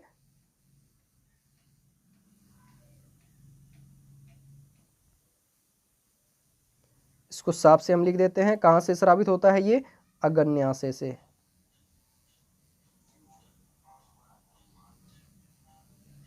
ठीक ना। पित्तरस कहाँ से? यकृत से। अग्न्याशयी रस जो होता है, अग्न्याशयी रस ये कहाँ से होता है? ये होता है अग्न्याशय से। और आंत्र रस जो होता है, कौन सा? आंत्र रस जो होता है, या जिसको हम लोग सक्कस एंटेरिकस भी कहते हैं। क्या कहते हैं? सक्कस एंटेरिकस कहते हैं। ये कहाँ से स्रावित होता है? आंत ग्रंथियों से। कहाँ से स्रावित होता है? आंत ग्रंथियों से स्रावित होता है। ठीक ना। कहाँ से स्रावित होता है? आंत ग्रंथियों से। याद रखिएगा, पित्तरस यकृत, और अग्न्याशयी रस अग्न्याशय, आंत्र रस आंत ग्रंथियों से। तो यहाँ पे हमसे पूछा जा रहा है कि छोटी आंत में भोजन के पाचन में निम्नलिखित में किस रस की भूमिका होती है? छोटी आंत की बात की जा रही है। तो पित्तरस तो यकृत का है, यकृत से स्रावित होता है। अग्न्याशयी रस अग्न्याशय से। आंत्र रस आंत ग्रंथियों से। तो यहाँ पे ऑप्शन कोई भी हमें ऐसा नहीं दिख रहा है जो छोटी आंत से स्रावित होने वाले रस की बात की जा रही हो। तो ऑप्शन नंबर हमारा क्या हो जाएगा? डी करेक्ट हो जाएगा 61 का। 61 का आंसर क्या हो जाएगा? डी। नेक्स्ट क्वेश्चन पे चलते हैं हम लोग। नेक्स्ट क्वेश्चन कह रहा है, अमाशय में अधपचे भोजन के लिए लय की तरह के स्वरूप को क्या कहते हैं? अमाशय जो होता है हमारा, उसमें अधपचे भोजन के लय की तरह के स्वरूप को क्या कहते हैं? तो उसे कहा जाता है कायम। यानी 62 का क्या हो जाएगा? ऑप्शन नंबर ए हमारा करेक्ट हो जाएगा। नेक्स्ट क्वेश्चन पे चलते हैं। चाइल का अवशोषण होता है, चाइल का अवशोषण होता है। तो चाइल जो होता है ये क्या होता है? जब कायम जो अधपचा भोजन होता है वो कहाँ क्या कहलाता है? उसे कायम कहते हैं। जब ये कायम क्या होता है? चाइल के रूप में कन्वर्ट हो जाता है, तब ये क्या कहाँ चला जाता है? इलियम में चला जाता है। याद रखिएगा, कहाँ होता है? इलियम में। चाइल का अवशोषण कहाँ होता है? इलियम में। चाइल का अवशोषण इलियम में। 63 का ए। नेक्स्ट हम लोग चलते हैं 64 में। दंत अस्थि क्षय का कारण है, यानी दांत जो टूटता है हमारा, खराब हो जाता है, वो किसके कारण होता है? मीठी चीज के खाने से, बैक्टीरिया द्वारा अम्ल के निर्माण करने से, दांतों की सफाई नहीं करने से। तो आप जानते हैं मीठी चीज खाइएगा तब भी दंत अस्थि क्षय होगा। और हम कुछ भी खाते हैं तो वहां पे क्या होता है? मुंह में क्या होता है? उसको अगर नहीं धोएंगे तो धीरे धीरे अम्ल का निर्माण होता है, जो कि बैक्टीरिया के द्वारा होता है, उससे भी दांत का क्षय होता है। दांतों की सफाई नहीं करेंगे तो ऑब्वियस है कि हमारा दांत क्या हो जाएगा? टूटने लगेगा। तो इनमें से सभी हमारा करेक्ट हो जाएगा। नेक्स्ट है 65 में। डेंटाइन के ऊपर दांतों की सुरक्षा हेतु पाई जाने वाली कठोर परत को कहते हैं। तो दांतों के ऊपर जो सबसे कठोर परत पाई जाती है उसे आप लोग केमिस्ट्री में भी पढ़े होंगे और बायो में भी पढ़े होंगे। इसे क्या कहा जाता है? इनामेल कहा जाता है। 65 का ए। नेक्स्ट है हमारा 66 में। मानव शरीर में सबसे बड़ी ग्रंथि के रूप में जाना जाता है। तो मानव शरीर की सबसे बड़ी ग्रंथि जो होती है वो यकृत को कहा जाता है। पैरामीशियम में पाई जाने वाली पोषण विधि को क्या कहते हैं? तो पैरामीशियम में पाई जाने वाली जो पोषण विधि होती है उसे प्राणी संपोषण कहा जाता है। अमीबा में भी प्राणी संपोषण पाया जाता है, और पैरामीशियम में भी कौन सा पोषण पाया जाता है? तो प्राणी संपोषण पाया जाता है। अमीबा का मुख्य भोजन है। अमीबा क्या खाता है? तो शैवाल के छोटे टुकड़े का पोषण करता है। डाइटम एवं कोशिकीय जीव, बैक्टीरिया। तो याद रखिएगा, अमीबा शैवाल के टुकड़े को भी ग्रहण करता है, डाइटम एवं कोशिकीय जीव को भी, और छोटे छोटे बैक्टीरिया को भी। तो ये क्या हो जाएगा? 68 का, और डी में कह रहा है इनमें से सभी, यानी ऑप्शन नंबर डी हमारा 68 का करेक्ट हो जाएगा। 68 का कितना? डी। नेक्स्ट चलते हैं हम लोग 69 में। निम्नलिखित में किस छिद्र द्वारा ग्रसनी ग्रास नली से जुड़ी होती है? किस छिद्र द्वारा ग्रसनी जो होती है ग्रास नली से जुड़ी होती है? तो वो किससे जुड़ी होती है? निगल द्वार के द्वारा जुड़ी होती है। याद रखिएगा। ग्लूकोज का रासायनिक सूत्र निम्नलिखित में कौन है? तो ये आसान सी चीज है, केमिस्ट्री में भी आप पढ़े हैं और यहाँ भी बायो में भी है। प्रकाश संश्लेषण की क्रिया में ग्लूकोज का निर्माण होता है। तो C6H12O6 ऑप्शन नंबर सी हमारा करेक्ट हो जाएगा 70 का। नेक्स्ट चलते हैं। प्रकाश संश्लेषी इकाई है। ऊपर में हम पढ़े थे प्रकाश संश्लेषी अंगक है, उसी को हम लोग इकाई भी कहते हैं। तो वहां पे था हरित लवक, और हरित लवक को ही हम लोग क्या कहते हैं? क्लोरोफिल कहते हैं। तो ऑप्शन नंबर सी हमारा करेक्ट हो जाएगा 71 का। नेक्स्ट है हमारा 72 में। प्रकाश संश्लेषण प्रक्रिया द्वारा मुख्य उप उत्पाद या सह उत्पाद का जो निर्माण होता है। याद रखिएगा, प्रकाश संश्लेषण की क्रिया जो होती है उसमें क्या बनता है? C6H12O6 बनता है। इसके साथ ही साथ O2 का निर्माण होता है। यही O2 जो होता है यही क्या कहलाता है? उप उत्पाद या सह उत्पाद भी कहलाता है। O2 यानी ऑक्सीजन को ही हम लोग क्या कहते हैं? उप उत्पाद या सह उत्पाद।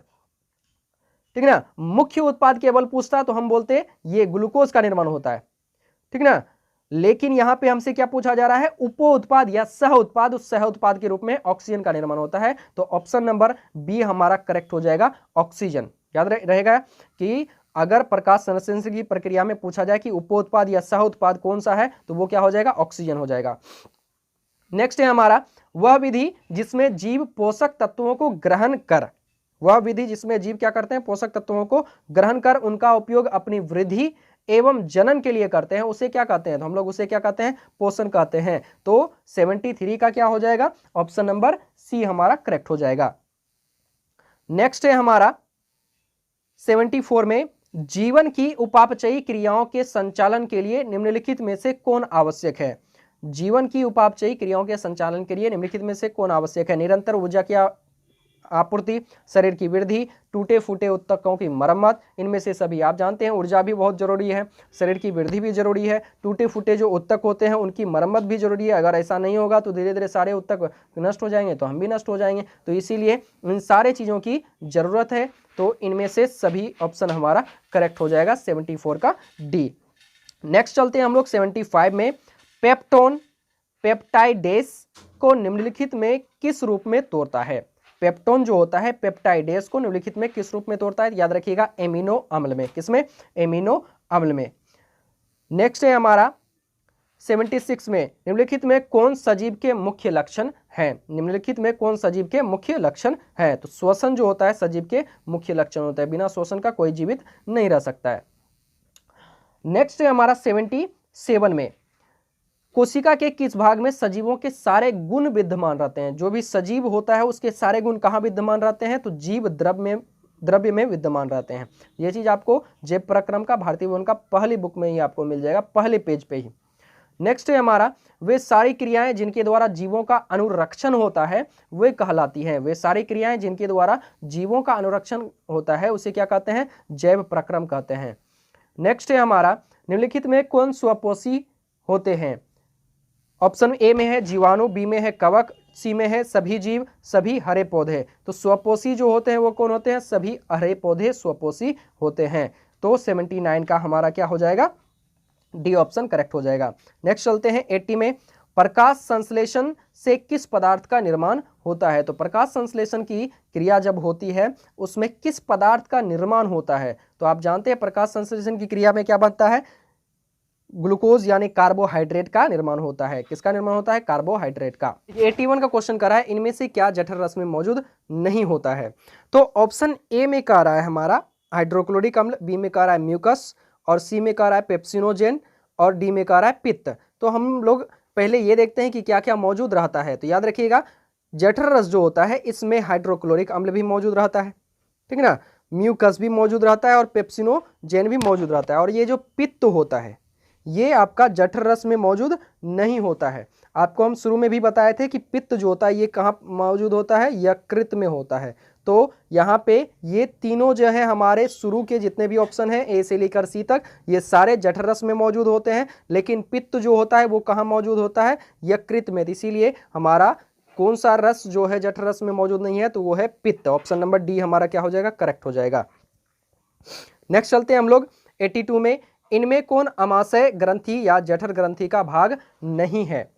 पूछ रहा है इनमें कौन अमाशय ग्रंथि या जठर ग्रंथि का भाग नहीं है। तो याद रखिएगा अमाशय ग्रंथि या जठर ग्रंथि जो होता है इसमें से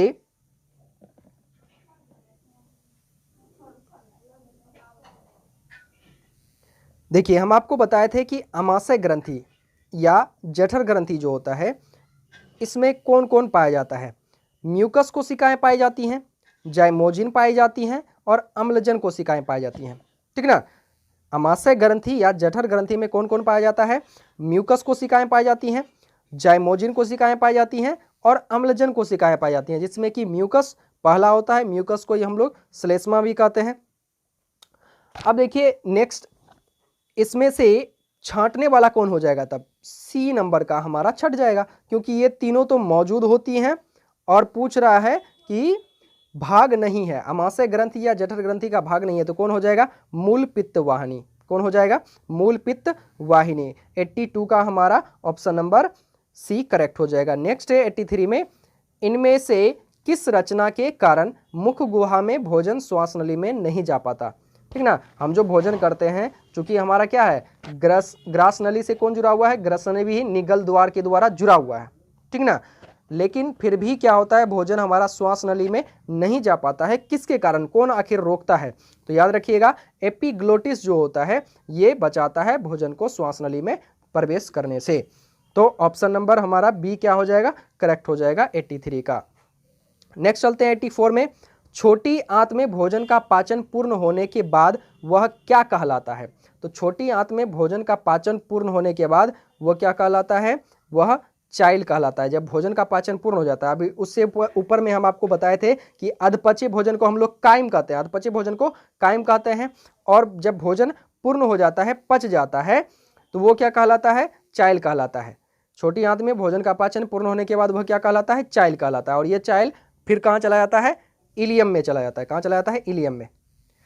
नेक्स्ट है हमारा, निम्नांकित में कौन अमीबा में पोषण की प्रक्रियाओं में एक नहीं है? निम्नांकित में कौन अमीबा में पोषण की प्रक्रियाओं में एक नहीं है? यानी अमीबा जो पोषण की क्रिया करता है उनमें से ऐसी कौन सी क्रिया है जो वो नहीं करता है पोषण के दौरान? तो अंतःग्रहण का काम तो वो करता है, भोजन करता है तो वो पचाता भी है, और भोजन करता है तो उसको बाहर भी निकालता है, यानी उत्सर्जन की क्रिया भी करता है, लेकिन वो भोजन को तोड़ने का काम नहीं करता, अपघटन का काम नहीं करता है। तो ये हमारा ऑप्शन नंबर डी क्या हो जाएगा, करेक्ट हो जाएगा यहाँ पे। तो इसको हम साफ से लिख देते हैं। तो ऑप्शन नंबर क्या हो जाएगा हमारा, डी यहाँ पे सही हो जाएगा कि वो कौन सा काम नहीं करता है पोषण में, तो वो अपघटन का नहीं करता है। नेक्स्ट है हमारा, अमीबा में भोजन का पाचन किस अंगक में होता है? भोजन का पाचन किस अंगक में होता है? करता किससे है? तो भोजन जो ग्रहण करता है वो कुटपाद से करता है, लेकिन भोजन पचाता कहाँ है? तो वो होता है भोजन रसधानी में। ऑप्शन नंबर डी करेक्ट हो जाएगा। पैरामीशियम में भोजन का अंतर्ग्रहण शरीर के किस रचना से होता है? तो पैरामीशियम जो होता है इसमें भोजन का जो अंतर्ग्रहण होता है वो कोशिका मुख से होता है। किससे? कोशिका मुख से होता है, और इसी को हम लोग कहते हैं साइटोस्टोम। कोशिका मुख को ही क्या कहते हैं, साइटोस्टोम कहते हैं। नेक्स्ट है, मनुष्य के आहारनाल की लंबाई कितनी होती है? तो 8 से 10 मीटर होती है। ऑप्शन नंबर 1 करेक्ट हो जाएगा। निम्न में कौन उत्सर्जी अंग है? तो आप जानते हैं कि वृक्क जो है उत्सर्जी अंग है। नेक्स्ट चलते हैं, यूरिया रक्त में कहां से प्रवेश करता है? यूरिया जो होता है वो रक्त में कहां से प्रवेश करता है, ये पूछा जा रहा है। तो ये करता है यकृत से। याद रखिएगा, यूरिया रक्त में कहां से प्रवेश करता है? यो से यूरिया, यो से यकृत। याद रखिएगा, यो से यूरिया, यो से यकृत। रक्त में प्रवेश करता है कहां से? तो यकृत से प्रवेश करता है। 90 का कितना हो जाएगा, बी नंबर ऑप्शन करेक्ट हो जाएगा। यूरिया रक्त में कहां से प्रवेश करता है? यकृत से। यो से यूरिया, यो से यकृत।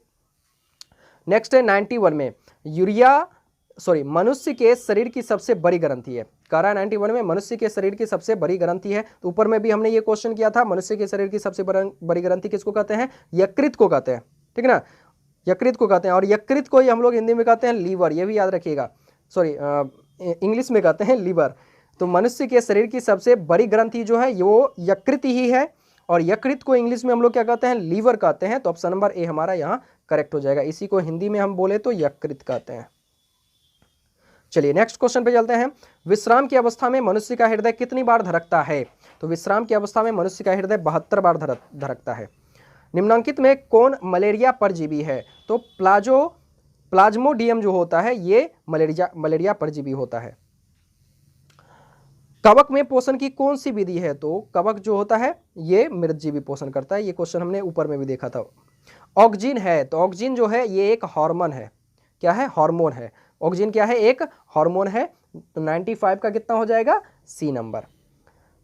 पौधों में जाइलम द्वारा पदार्थों का स्थानांतरण होता है। पौधों में जाइलम द्वारा पदार्थों का स्थानांतरण होता है। तो कहां से कहां होता है? आप जानते हैं जाइलम क्या करता है? जल का वहन करता है, संवहन करता है। तो जल क्या करेगा? वो जड़ से ऊपर लेके जाएगा, तो यानी ऊपर की ओर होता है। ठीक ना, पौधों में जाइलम द्वारा पदार्थों का स्थानांतरण कहां से कहां होता है? ऊपर की ओर होता है, नीचे से ऊपर की ओर। याद रखिएगा, नीचे से क्या होता है? ऊपर की ओर होता है। क्या होता है? नीचे से ऊपर की ओर, इसीलिए ऑप्शन नंबर बी करेक्ट हो जाएगा। लेकिन अगर पूछे फ्लोएम के बारे में, तो फ्लोएम में दोनों क्रिया होता है, ऊपर से नीचे लेके भी आता है और नीचे से ऊपर लेके भी जाता है। ठीक ना, वो भोजन का संवहन करता है, तो भोजन ऊपर भी चाहिए, भोजन नीचे भी चाहिए। तो फ्लोएम दोनों काम करता है, ऊपर भी ले जाने का काम करता है और नीचे भी ले जाने का काम करता है। लेकिन जाइलम क्या करता है? जल को और अन्य पदार्थों को भी ले जाने का काम करता है। लेकिन इसमें जो स्थानांतरण होता है वो ऊपर की ओर, नीचे से ऊपर की ओर होता है, ये याद रखिएगा। लेकिन फ्लोएम में पूछे तो फ्लोएम में दोनों होता है, ऊपर नीचे दोनों की ओर होता है। कार्बोहाइड्रेट, प्रोटीन तथा वसा के पूर्ण पाचन का स्थल निम्नलिखित में कौन सा है? कार्बोहाइड्रेट, प्रोटीन तथा वसा के पूर्ण पाचन का स्थल निम्नलिखित में से कौन सा है? ये पूछा जा रहा है आपसे। तो कार्बोहाइड्रेट, प्रोटीन तथा वसा ये सारे चीज कहां पे पूर्ण रूप से पच जाते हैं? तो वो होता है हमारा क्षुद्रांत्र यानी छोटी आंत। क्षुद्रांत्र को ही हम लोग क्या कहते हैं? छोटी आंत कहते हैं, ठीक ना, स्मॉल इंटेस्टाइन जिसको बोलते हैं। तो वो कौन होता है? छोटी आंत यानी क्षुद्रांत। यहीं पे क्या होता है? कार्बोहाइड्रेट, प्रोटीन तथा वसा का पूर्ण पाचन होता है। और भोजन का भी अगर पूछा जाए कि पूर्ण पाचन कहाँ होता है, तो वो भी छोटी आंत में ही होता है। हमारे शरीर में कौन सा हार्मोन कार्बोहाइड्रेट, प्रोटीन तथा वसा के उपापचय का नियंत्रण करता है? हमारे शरीर में कौन सा हार्मोन जो है वो कार्बोहाइड्रेट, प्रोटीन तथा वसा के उपापचय का नियंत्रण करता है? ऑप्शन ए में है इंसुलिन, बी में है थायरॉक्सिन, सी में है टेस्टोस्टेरोन और डी में है एस्ट्रोजन। आप जानते हैं कि ये दोनों तो नहीं हो सकता। और इंसुलिन जो होता है वो किसको पचाता है? इंसुलिन जो होता है ये चीनी को पचाने का काम करता है, ठीक ना। तो चीनी यानी आपका जो शुगर होता है उसको पचाने का काम करता है, मीठे पदार्थ को पचाने का काम करता है। तो यहां पे हमारा ऑप्शन नंबर बी क्या हो जाएगा? करेक्ट हो जाएगा। ऑप्शन नंबर बी करेक्ट हो जाएगा। 99 में चलते हैं अब हम लोग। नेक्स्ट है हमारा 99 में हरे पौधों में पोषण की विधि है। तो हरे पौधों में कौन सी पोषण पाई जाती है? तो स्वपोषी पोषण पाई जाती है। आसान सी बात है, 99 का डी। नेक्स्ट है हमारा 100, प्रकाश संश्लेषण के लिए निम्न में से कौन से कच्चे पदार्थ की आवश्यकता नहीं है? तो प्रकाश संश्लेषण के लिए कौन से कच्चे पदार्थ की आवश्यकता नहीं है ये पूछा जा रहा है, ठीक ना। तो अब देख लेते हैं। कार्बन डाइऑक्साइड, हाँ कार्बन डाइऑक्साइड चाहिए। और बी में कह रहा है ऑक्सीजन। तो ऑक्सीजन तो ये प्रकाश संश्लेषण के दौरान बनाता है, लेता नहीं है। और बना करके किसको देता है? छोड़ता है। तो हम लोग ऑक्सीजन लेते हैं। तो इस पदार्थ की आवश्यकता तो नहीं है। जल की भी आवश्यकता होती है, क्लोरोफिल की भी आवश्यकता होती है, तभी तो प्रकाश संश्लेषण की क्रिया होती है। तो यानी ऑप्शन नंबर बी हमारा यहाँ पे इस क्वेश्चन का करेक्ट आंसर होगा। शरीर में सबसे छोटी रक्त वाहिका है। तो याद रखिएगा, शरीर की जो सबसे छोटी रक्त वाहिका होती है वो होती है कोशिकाएं। नेक्स्ट है हमारा 102 में पौधों में रसारोहण होता है। पौधों में रसारोहण होता है, कहाँ होता है? तो पौधों में रसारोहण होता है जाइलम। किसमें होता है? जाइलम में। पौधों में रसारोहण कहाँ होता है? जाइलम में। तो 102 का सी। नेक्स्ट चलते हैं हम लोग 103 में कार्बन के स्वांगीकरण के लिए ऊर्जा स्रोत है। कार्बन के स्वांगीकरण के लिए ऊर्जा स्रोत क्या है ये पूछा जा रहा है। तो कार्बन के स्वांगीकरण के लिए ऊर्जा स्रोत क्या होगा? ऊर्जा कहाँ से प्राप्त होगी? तो सूर्य प्रकाश से प्राप्त होगी। सिंपल सी बात है। मानव रक्त के 100 ml में उपस्थित यूरिया की सामान्य मात्रा होती है। तो ये भी आप याद रखिएगा। इसमें कितना होता है? 30 mg होता है। ये भी आपको भारतीय भवन के बुक में मिल जाएगा, उत्सर्जन चैप्टर में, ठीक ना। मानव रक्त के 100 ml में उपस्थित यूरिया की सामान्य मात्रा कितनी होती है? 30 mg। और इसमें भी हम आपको बताए थे ये कहाँ से होता है? 18 mg से कहाँ तक? 30 mg तक होता है। और किसी किसी बुक में 20 mg भी देता है, लेकिन एग्जैक्ट आंसर जो होगा वो 30 mg होगा। 18 से 30 तक होता है। तो 100 ml में उपस्थित यूरिया की सामान्य मात्रा क्या होगी? 30 mg हो जाएगी। नेक्स्ट चलते हैं हम लोग 105 में। 105 में कह रहा है मस्तिष्क में विभिन्न सूचनाएं किस रूप में संचित होती है? तो मस्तिष्क में विभिन्न सूचनाएं उद्दीपन के रूप में संचित होती हैं। इनमें से किसकी उपस्थिति के कारण रक्त लाल दिखाई देता है? तो रक्त जो लाल होता है वो किसके कारण? हीमोग्लोबिन के कारण होता है। वसा का पाचन करता है। तो वसा का पाचन करता है lipase. Option number C correct हो जाएगा। नेक्स्ट है हमारा लार में निम्नलिखित में से कौन सा एंजाइम पाए जाते हैं? तो लार में जो होता है वो कौन कौन सा एंजाइम होता है? तो आप जान लीजिए, लार जो होता है इसमें एमाइलेज होता है। लार में कौन सा एंजाइम होता है? एमाइलेज होता है। प्लस में इसमें एक और होता है टाइलिन। कौन होता है? टाइलिन। दोनों का अलग अलग काम होता है। याद रखिएगा, लार में कौन कौन सा एंजाइम? एमाइलेज और टाइलिन, या हम ऐसे भी बोल सकते हैं टाइलिन या एमाइलेज जो होता है ये एंजाइम लार में पाए जाते हैं। जिसमें कि हमारा टाइलिन जो होता है ये भोजन को चिकना कर देता है, ठीक ना। भोजन को क्या कर देता है? चिकना कर देता है, जिससे ये कहाँ चला जाता है? ग्रसनी के अंदर प्रवेश कर लेता है। टाइलिन क्या करता है? भोजन को चिकना कर देता है और जिससे ये क्या होता है? ग्रसनी के अंदर प्रवेश कर जाता है। और एमाइलेज जो होता है ये भोजन में उपस्थित जो स्टार्च अणु होता है, ये क्या करता है? भोजन में उपस्थित स्टार्च अणु को किसमें कन्वर्ट कर देता है? ग्लूकोज में कन्वर्ट कर देता है। किसमें जी? ग्लूकोज में कन्वर्ट कर देता है, ठीक ना। एमाइलेज भोजन में उपस्थित स्टार्च अणु को ग्लूकोज में परिवर्तित कर देता है, और टाइलिन क्या करता है, भोजन को चिकना कराता है, और वो भोजन कहाँ प्रवेश कर जाता है, ग्रासनी में प्रवेश कर जाता है। तो यहाँ पे ये दो आपका जो एंजाइम है वो लार में पाया जाता है, एमाइलेज और टाइलिन। तो यहाँ पे ऑप्शन में हम देखते हैं क्या क्या है। ऑप्शन में ए में कह रहा है लाइपेज, बी में कह रहा है गैस्ट्रिन, सी में कह रहा है टाइलिन, और डी में कह रहा है पेप्सिनोजेन। तो यहाँ पे हमारा एक चीज मिल रहा है कि लार में जो होता है कौन सा एंजाइम पाया जाता है, एमाइलेज और टाइलिन दोनों हो। टाइलिन एमाइलेज में से कौन यहाँ पे है, टाइलिन उपस्थित है, तो ऑप्शन नंबर सी करेक्ट हो जाएगा, 108 का सी। नेक्स्ट चलते हैं 109 पे। अग्न्याशयिक रस में निम्नलिखित में से कौन एंजाइम पाए जाते हैं। अग्न्याशयिक रस जो होता है इनमें पूछा जा रहा है कि कौन एंजाइम पाए जाते हैं अग्न्याशयिक रस में, ये आपको बताना है। तो याद रखिएगा अग्न्याशयिक रस जो होता है, कौन सा, अग्न्याशयिक रस। अग्न्याशयिक रस में कौन कौन सा एंजाइम मौजूद रहता है ये हम आपको बता देते हैं कि अग्न्याशयिक रस में जो होता है ट्रिप्सिन होता है, कौन सा, ट्रिप्सिन। दूसरा होता है एमाइलेज, किसी किसी बुक में एमाइलेस लिखा रहता है और किसी में एमाइलेज भी रहता है। दूसरा होता है लाइपेज, और तीसरा होता है न्यूक्लियोस।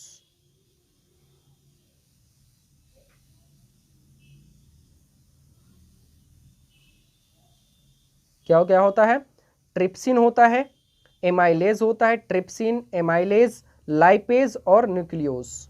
क्या क्या होता है, ट्रिप्सिन, एमाइलेज, लाइपेज और न्यूक्लियोस। तो यहाँ पे पूछ रहा है अग्न्याशयिक रस में कौन कौन से एंजाइम पाए जाते हैं। तो ट्रिप्सिन पाया जाता है, एमाइलेज पाया जाता है, लाइपेज पाया जाता है, न्यूक्लियोस पाया जाता है। तो ऑप्शन में हम देखते हैं क्या क्या है। यहाँ पे कह रहा है लाइपेज एवं ट्रिप्सिन, हाँ लाइपेज एवं ट्रिप्सिन ये दोनों पाए जाते हैं अग्न्याशयिक रस में। रेनिन कह रहा है तो रेनिन नहीं पाया जाता है, ये गलत हो जाएगा। टाइलिन कह रहा है तो टाइलिन इसमें नहीं पाया जाता है। अभी तुरंत ऊपर में हम देखे हैं कि टाइलिन जो होता है वो लार में पाया जाता है, लार में उपस्थित एंजाइम है टाइलिन, और एमाइलेज भी पाया जाता है लार में, ये भी ध्यान में रखना है। और अग्न्याशयिक रस में क्या क्या है, तो लाइपेज पाया जाता है, ट्रिप्सिन पाया जाता है, और इसमें एमाइलेज भी पाया जाता है। लेकिन एमाइलेज तो लार में भी पाया जाता है, तो यहाँ पे अकेला एमाइलेज तो सही नहीं हो सकता है। लेकिन अगर हम लाइपेज और ट्रिप्सिन की बात करें तो लाइपेज और ट्रिप्सिन केवल कहाँ पाया जाता है, ये आपका अग्न्याशयिक रस में पाया जाता है, और एमाइलेज तो लार में भी पाया जाता है और अग्न्याशयिक रस में भी पाया जाता है। तो इसीलिए ये हमारा यहाँ पे करेक्ट नहीं होगा, और करेक्ट कौन हो जाएगा, तो सही आंसर हो जाएगा लाइपेज एवं ट्रिप्सिन। ये याद रखिएगा, लाइपेज एवं ट्रिप्सिन हमारा इस क्वेश्चन के लिए सही आंसर हो जाएगा। एमाइलेज नहीं होगा, क्योंकि एमाइलेज तो हमारा लार में भी पाया जाता है और अग्न्याशयिक रस दोनों में पाया जाता है। तो ऑप्शन ए करेक्ट हो जाएगा, लाइपेज एवं ट्रिप्सिन। नेक्स्ट कर रहा है पित्त रस कहाँ से स्रावित होता है। तो पित्त रस जो होता है ये हम कई बार आपको ऊपर में बता चुके हैं कि पित्त रस जो होता है यकृत से स्रावित होता है। नेक्स्ट है श्वसन की क्रिया द्वारा निम्न में से किसका निर्माण होता है। तो श्वसन की क्रिया के द्वारा ऊर्जा का निर्माण होता है, आसान सी बात है। एक स्वच्छ मनुष्य में प्रकुंचन एवं अनुशीतलन दाब जो होता है, प्रकुंचन एवं अनुशीतलन दाब जो होता है वो 120/80 होता है। नेक्स्ट हम लोग देखते हैं 113 में कह रहा है लाल रक्त कोशिकाओं का कब्रगाह एवं ब्लड बैंक निम्नलिखित में से किसे कहा जाता है। यानी हमारे शरीर में जो लाल रक्त है, खून जो है हमारा लाल वाला, आप जानते हैं ब्लड जो होता है वो आपका व्हाइट ब्लड सेल भी होता है और रेड ब्लड सेल भी होता है, जिसमें कि लाल रक्त कोशिकाएं जो होती हैं ये जब खराब हो जाता है तो कहाँ जाता है, हमारे शरीर के अंदर में कहाँ जा करके जमा होता है, ठीक ना। तो जहाँ पे भी रक्त जमा होता है, जैसे हम लोग का कहीं एक सेंटर होता है जहाँ ब्लड जमा होता है, उसे क्या कहते हैं, ब्लड बैंक कहते हैं। तो उसी को हम लोग यहाँ पे क्या कह रहे हैं, ब्लड बैंक कह रहे हैं। तो हमारे शरीर का ब्लड बैंक कौन है, जहाँ पे रक्त जा करके जमा होता है, तो वो है उसी को हम लोग कब्रगाह भी कहते हैं। क्योंकि वहां पे क्या होता है, रक्त जो मर जाता है, जब कोई व्यक्ति मर जाता है तो उसको कहाँ लेके जाता है, कब्र लेके जाया जाता है। तो उसी प्रकार से जब कोई रक्त मर जाता है तो वो हमारे शरीर के किस हिस्से में जाकर के जमा होता है, तो जहां भी होता है उसको हम कब्रगाह कहते हैं, ठीक ना। या उसी को हम लोग ब्लड बैंक भी कहते हैं। तो वो कौन सा हिस्सा है जहां पे वो जाकर के जमा होता है, तो याद रखिएगा प्लीहा। हमारे शरीर में प्लीहा एक ऐसा भाग है जिसमें क्या होता है कि रक्त जो खराब हो जाता है, मर जाता है रक्त, वो जाकर के जमा हो जाता है। इसीलिए चूंकि मरा हुआ रक्त वहां जमा होता है, इसीलिए उसे कब्रगाह भी कहते हैं। चूंकि वहां रक्त जमा होता है इसीलिए उसको ब्लड बैंक भी कहते हैं। तो प्लीहा जो होता है उसे कब्रगाह या ब्लड बैंक कहा जाता है। नेक्स्ट है हमारा मनुष्य में वृक्क एक तंत्र का भाग है जो संबंधित है। ये क्वेश्चन तो हम लोग कई बार कर चुके हैं। ये संबंधित है उत्सर्जन से। पादप में जाइलम उत्तरदायी है आप लोग पढ़े हैं पादप जो होता है इसमें जाइलम उत्तक जो पाया था वो जल के वहन के लिए उत्तरदायी होता है।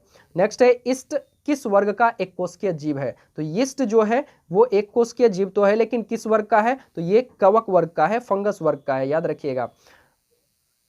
अगला है कौन अंतःस्रावी और बाह्यस्रावी ग्रंथि जैसा कार्य नहीं करता? कौन जो है अंतःस्रावी एवं बाह्यस्रावी ग्रंथि जैसा कार्य नहीं करता, ये हमसे पूछा जा रहा है। तो याद रखिएगा अग्न्याशय जो होता है ये भी अंतःस्रावी और बाह्यस्रावी जैसा कार्य करता है, ये दोनों काम करता है, अंतःस्रावी और बाह्यस्रावी दोनों काम करता है। अंडाशय ये भी अंतःस्रावी और बाह्यस्रावी जैसा काम करता है। वृषण ये भी अंतःस्रावी और बाह्यस्रावी जैसा काम करता है, दोनों काम करता है। लेकिन पीयूष ग्रंथि जो होता है ये दोनों काम नहीं करता है। तो यहाँ पे क्या पूछा जा रहा है? कौन अंतःस्रावी और बाह्यस्रावी ग्रंथि जैसा कार्य नहीं करता है? तो वो क्या हो जाएगा हमारा? पीयूष ग्रंथि हो जाएगा। ऑप्शन नंबर बी करेक्ट हो जाएगा 117 का। नेक्स्ट चलते हम लोग 118 पे।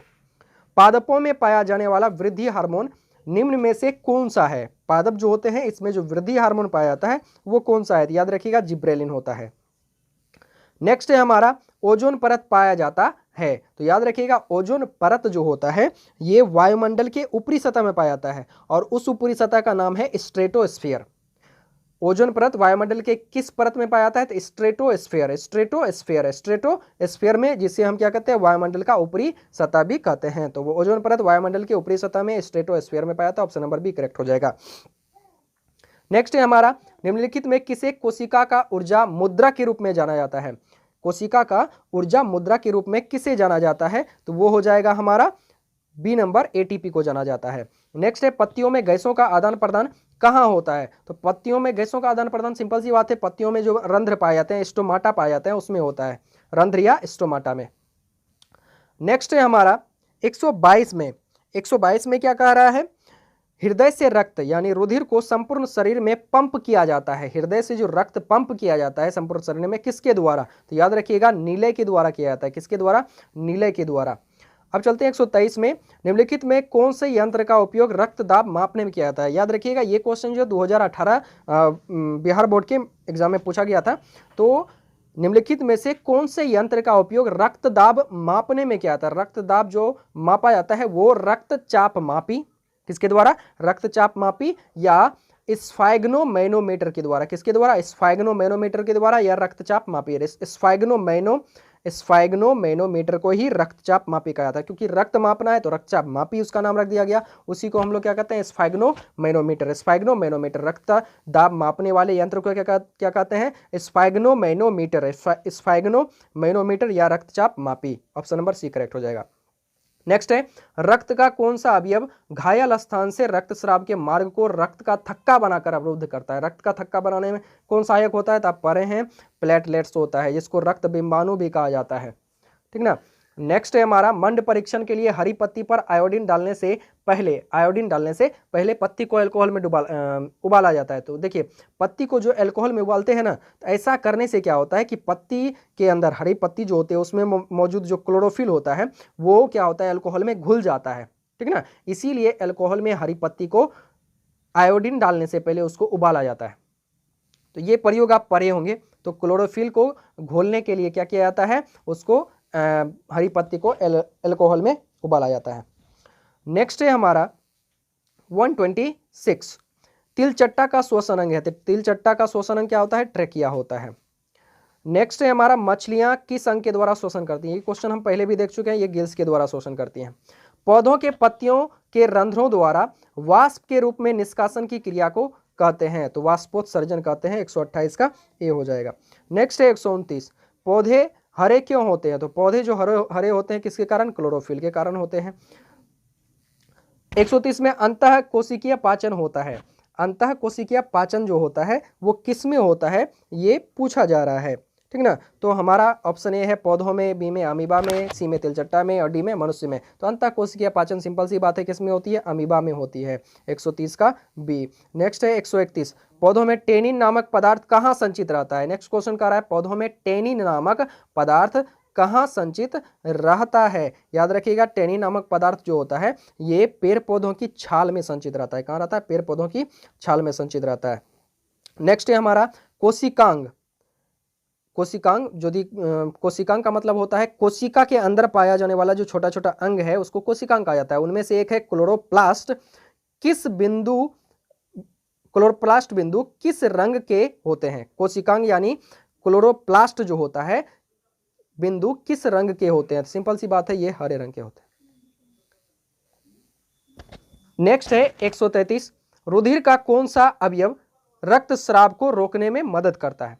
रुधिर का कौन सा अवयव रक्तस्राव को रोकने में मदद करता है? तो रक्तस्राव को रोकने में यानी रक्तस्राव को रोकेगा कौन? जो रक्त को थक्का बना देगा वही ना रक्तस्राव को रोकने में मदद करेगा, तो वो होता है प्लेटलेट्स।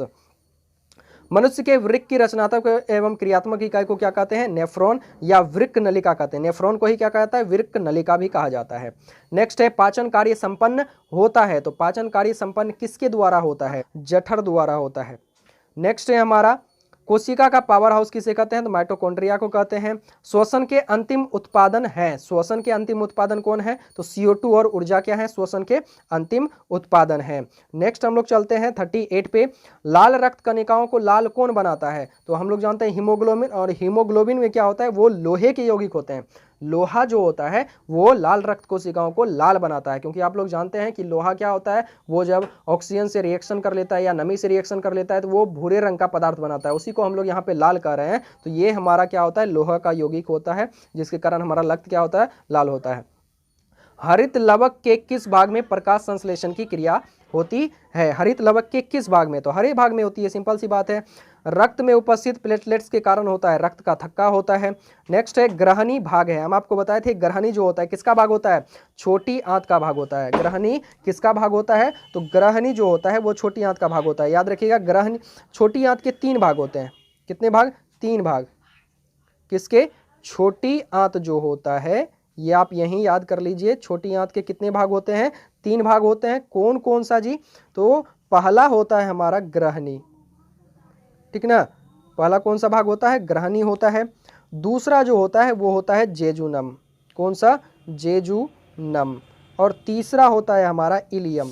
क्या होता है? इलियम, ठीक ना? पहला होता है ग्रहणी, दूसरा होता है जेजुनम और तीसरा होता है इलियम। ग्रहणी जो होता है ये पहला भाग है किसका? छोटी आंत का। जेजुनम जो होता है ये मध्य भाग होता है छोटी आंत का। और इलियम जो होता है ये अंतिम भाग होता है, और यही अधिकांश भाग होता है। छोटी आंत का सबसे बड़ा भाग का अगर कहा जाए तो वो कौन सा होता है? इलियम होता है। छोटी आंत में अधिकांश भाग कौन सा पाया जाता है? इलियम पाया जाता है। इलियम जहां पे क्या होता है? भोजन का अंतिम रूप से पाचन समाप्त होता है। इलियम में ही क्या होता है? भोजन का अंतिम रूप से पाचन समाप्त होता है। और इसी इलियम में क्या होता है? पचा हुआ भोजन को हम लोग कहते हैं क्या? चाइल कहते हैं। और चाइल जो होता है कहाँ चला जाता है? इलियम में ही प्रवेश कर जाता है, चला जाता है। तो यहीं पे अंतिम रूप से भोजन का पाचन समाप्त हो जाता है। किसमें?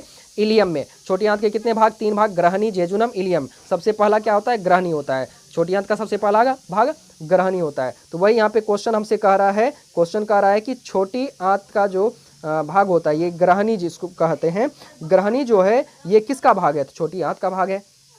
स्टोमेटा के खुलने और बंद होने की क्रिया को नियंत्रित करता है। याद रखिएगा, स्टोमाटा के खुलने और बंद होने की क्रिया, पेड़ पौधे की पत्तियों में जो स्टोमाटा या रंध्र पाया जाता है, छोटा छोटा छिद्र पाया जाता है, उसके बंद होने और खुलने की क्रिया को द्वार कोशिकाएं नियंत्रित करती हैं।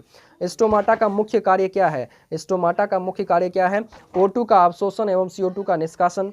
बी में कह रहा है CO2 का अवशोषण एवं O2 का निष्कासन। और सी में कह रहा है जलवाष्प का निष्कासन। आप जानते हैं पेड़ पौधे की पत्तियों के माध्यम से ही जल बाहर निकलता है, यानी जलवाष्प की क्रिया भी होती है। और पेड़ पौधे जो होते हैं दिन के समय में कार्बन डाइऑक्साइड शोषण क्रिया के रूप में लेते हैं और ऑक्सीजन छोड़ते हैं। और रात के समय में कुछ कुछ पेड़ पौधे जो होते हैं वो क्या करते हैं? वो अधिकांश पेड़ पौधे कार्बन डाइऑक्साइड छोड़ते हैं और ऑक्सीजन लेते हैं, यानी दोनों काम करता है। किसके माध्यम से? रंध्र के माध्यम से, यानी स्टोमाटा के ही माध्यम से करता होगा। तो O2 का अवशोषण भी करता है और CO2 का निष्कासन भी करता है। और CO2 का अवशोषण भी होता है रात के समय में, और O2 का निष्कासन भी होता है दिन के समय में। ऐसा होता है, CO2 का अवशोषण दिन में करता है, O2 का निष्कासन भी दिन में करता है। लेकिन O2 का अवशोषण रात के समय में करता है और CO2 का निष्कासन रात के समय में करता है। इसीलिए कहा जाता है कि रात के समय में पेड़ पौधे के नजदीक नहीं सोना चाहिए। कुछ पौधे ऐसे हैं जो रात के समय में भी क्या करते हैं, ऑक्सीजन नहीं छोड़ते, जैसे पीपल हो गया, तुलसी हो गया, ये सारे क्या करते हैं, रात के समय में भी ऑक्सीजन देते हैं। लेकिन कुछ ऐसे भी पौधे हैं मुख्य जो क्या करते हैं, आपका रात के समय में कार्बन डाइऑक्साइड छोड़ने लगते हैं और ऑक्सीजन लेने लगते हैं। और जलवाष्प की क्रिया भी स्टोमाटा के ही माध्यम से होती है। यानी ऑक्सीजन क्वेश्चन जो कह रहा था स्टोमाटा का मुख्य कार्य क्या है, तो ये सारा कार्य स्टोमाटा का ही क्या है, इसीलिए ऑप्शन नंबर डी हमारा करेक्ट हो जाएगा। किस प्रकार के श्वसन से अधिक ऊर्जा मुक्त होती है, तो याद रखिएगा वायवीय श्वसन जो होता है इसमें अधिक ऊर्जा मुक्त होती है। 144 का क्या हो जाएगा, ए हो जाएगा। नेक्स्ट है 145 में हाइड्रा में क्या पाया जाता है, तो हाइड्रा में स्पर्शक पाया जाता है। याद रखिएगा हाइड्रा में क्या होता है, स्पर्शक पाया जाता है। आप देखेंगे इस तरह का जो संरचना वाला जो होता है, इसको हम ऐसे बना के दिखाते हैं। आप अगर देखे होंगे यहाँ वायवीय हो जाएगा। हाइड्रा में जो पूछा जा रहा है कि हाइड्रा में क्या होता है, तो उसमें स्पर्शक पाया जाता है।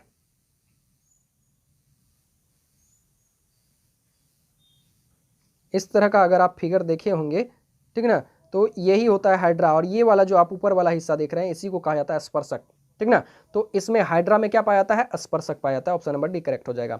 फ्लोएम उत्तकों द्वारा कार्बोहाइड्रेट का परिवहन होता है, तो कार्बोहाइड्रेट का परिवहन सुक्रोज के रूप में होता है।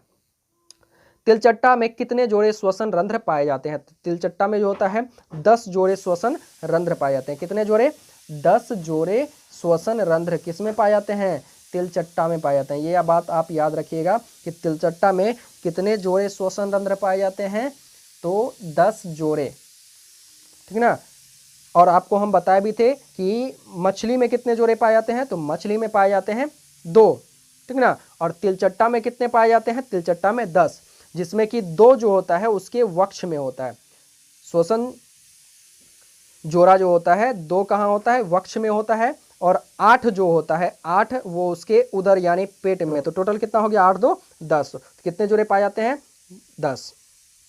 प्रकाश संश्लेषण की क्रिया होती है, तो प्रकाश संश्लेषण की क्रिया किसमें होती है, हरे पौधों में होती है।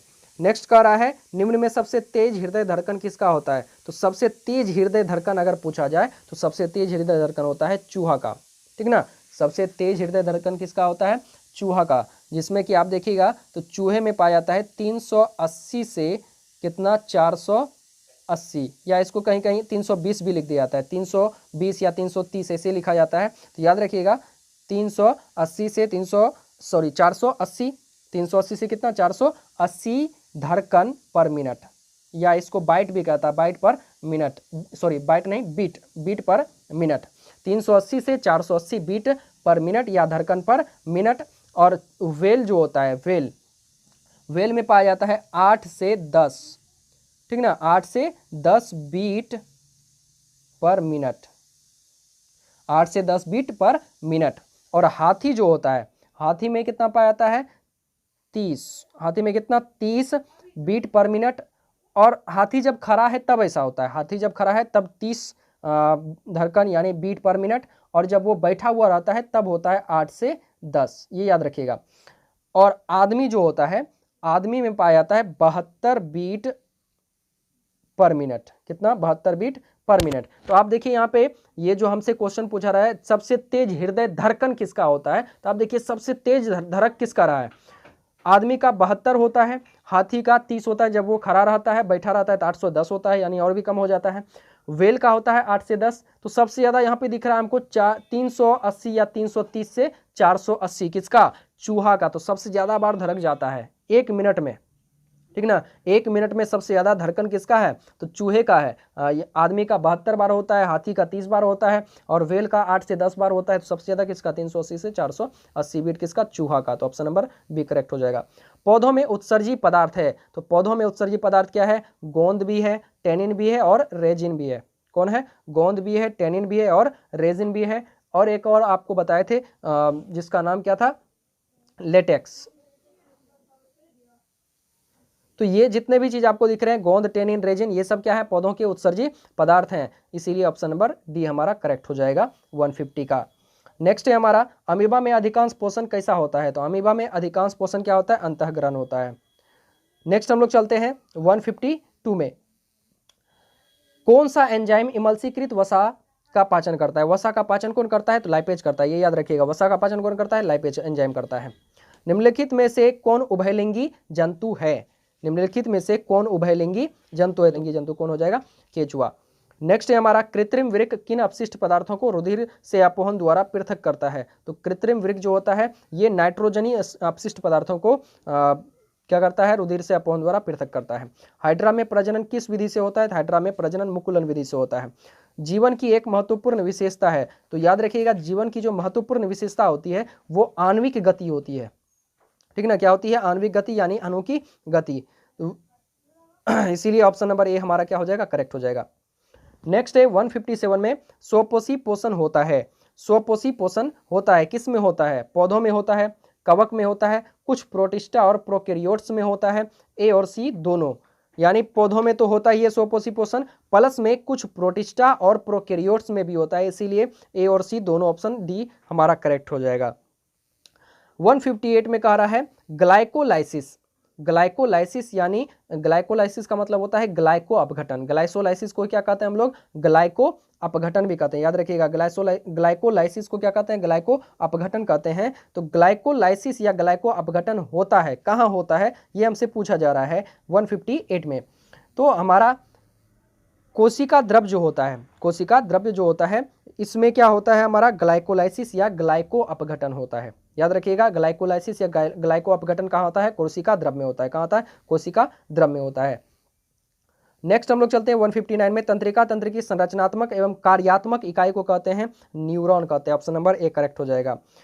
मस्तिष्क का कौन सा भाग शरीर की स्थिति तथा संतुलन का अनुरक्षण करता है? मस्तिष्क, हमारा जो मस्तिष्क होता है इसका कौन सा हिस्सा, कौन सा भाग जो है वो क्या करता है? हमारे शरीर की स्थिति तथा इसका संतुलन करता है। तो हमारा क्या हो जाएगा? अनुमस्तिष्क जो होता है वो क्या करता है? शरीर की स्थिति तथा इसका संतुलन का अनुरक्षण करता है। किस पौधे में रंध्र अनुपस्थित रहते हैं? तो हाइड्रिला पौधा जो है इसमें रंध्र क्या रहता है? अनुपस्थित रहता है। नेक्स्ट है हमारा 162 में रक्त में ऑक्सीजन का वाहक है। रक्त में ऑक्सीजन का वाहक कौन है? तो हीमोग्लोबिन है। रक्त में ऑक्सीजन का वाहक कौन है? हीमोग्लोबिन है। 162 का सी नंबर। नेक्स्ट चलते हैं हम लोग 163 में। निम्नलिखित में से किसे बर्थ हार्मोन कहा जाता है? निम्नलिखित में से किसे बर्थ हार्मोन कहा जाता है? बर्थ हार्मोन जो होता है वो किसे कहते हैं? तो ऑक्सीटोसिन को कहते हैं, याद रखिएगा। ऑक्सीटोसिन को क्या कहा जाता है? बर्थ हार्मोन कहा जाता है। नेक्स्ट चलते हैं 164 पे। मानव का उद्भव स्थान है। मानव का उद्भव स्थान किसे कहा जाता है? याद रखिएगा अफ्रीका को कहा जाता है। मानव का उद्भव स्थान किसे कहा जाता है? अफ्रीका को कहा जाता है। परिशेषिका हिस्सा है, कह रहा है 165 में परिशेष का हिस्सा है किसका? परिशेष का आहार नाल का हिस्सा, याद रखिएगा। परिशेष का किसका हिस्सा है? आहार नाल का हिस्सा है। नेक्स्ट चलते हैं 166 में। लेटेक्स सामान्यतः कहाँ पाया जाता है? लेटेक्स जो होता है वो सामान्यतः कहाँ पाया जाता है? पीपल में पाया जाता है, पीला कनेर में पाया जाता है, बरगद में पाया जाता है। आप याद कीजिए ऊपर में हमने आपको जब क्वेश्चन करवाया था तो उसमें आपको बताया था गारहा और दूधिया। गाढ़ा और दूधिया पदार्थ जो होता है पेड़ पौधों में वही क्या कहलाता है? लेटेक्स कहलाता है। और अगर आप पीला कनेर का फूल देखे होंगे तो उसको जैसे ही आप तोड़ते हैं तो उससे दूध टाइप का, दूधिया टाइप का कुछ निकलने लगता है, तो वही जो होता है क्या कहलाता है? लेटेक्स कहलाता है। और ये पीपल में भी पाया जाता है, पीला कनेर में भी होता है और बरगद के पेड़ में भी होता है। इसमें भी अगर आप डंठल वगैरह को तोड़िएगा, पत्तियों को तोड़िएगा तो उसमें भी आपको देखिएगा कि गाढ़ा दूधिया टाइप का कुछ निकल रहा है। तो याद रखिएगा पीपल में भी पाया जाता है लेटेक्स, पीला कनेर में पाया जाता है, बरगद में भी पाया जाता है। इसीलिए 166 का ऑप्शन नंबर डी क्या हो जाएगा? करेक्ट हो जाएगा। मानव मूत्र में यूरिया की प्रतिशत मात्रा पूछी जा रही है, ठीक ना? सामान्य मात्रा नहीं, यहाँ पे परसेंटेज में पूछा जा रहा है। तो परसेंटेज में कितना हो जाएगा? तो 2% होती है। मानव मूत्र में यूरिया की प्रतिशत मात्रा कितनी है? सी नंबर हो जाएगी 2%। 167 का सी। नेक्स्ट चलते हैं 168 में। निम्न में से किसे रासायनिक दूध कहा जाता है? तो रासायनिक दूध जो होता है हार्मोन को कहा जाता है, याद रखिएगा। रासायनिक दूध किसे कहते हैं? तो रासायनिक दूध तो हार्मोन को कहते हैं। रासायनिक दूध किसे कहते हैं? हार्मोन को कहते हैं। नेक्स्ट चलते हैं 169 में। निम्न में से किसे हेट्रोक्राइन ग्रंथि है? निम्न में से कौन, निम्न में से कौन हेट्रोक्राइन ग्रंथि है? यहां इसको हटा दीजिए। निम्न में से कौन हेट्रोक्राइन ग्रंथि है? तो हेट्रोक्राइन ग्रंथि जो होता है वो वृषण को कहा जाता है। हेट्रोक्राइन ग्रंथि किसे कहते हैं? वृषण को कहा जाता है। हेट्रोक्राइन का मतलब क्या होता है? जिसमें अंतःस्रावी और बाह्यस्रावी दोनों की क्रिया होती है, ठीक ना। वैसा ग्रंथि जो अंतःस्रावी और बाह्यस्रावी दोनों क्रिया करता है उसे क्या कहते हैं? हेट्रोक्राइन, ठीक ना, हेट्रोक्राइन कहा जाता है। और ये काम कौन करता है? तो इनमें से हमारा जो वृषण होता है उसमें क्या होता है? अंतःस्रावी और बाह्यस्रावी दोनों क्रियाएं होती है। कौन कौन सा?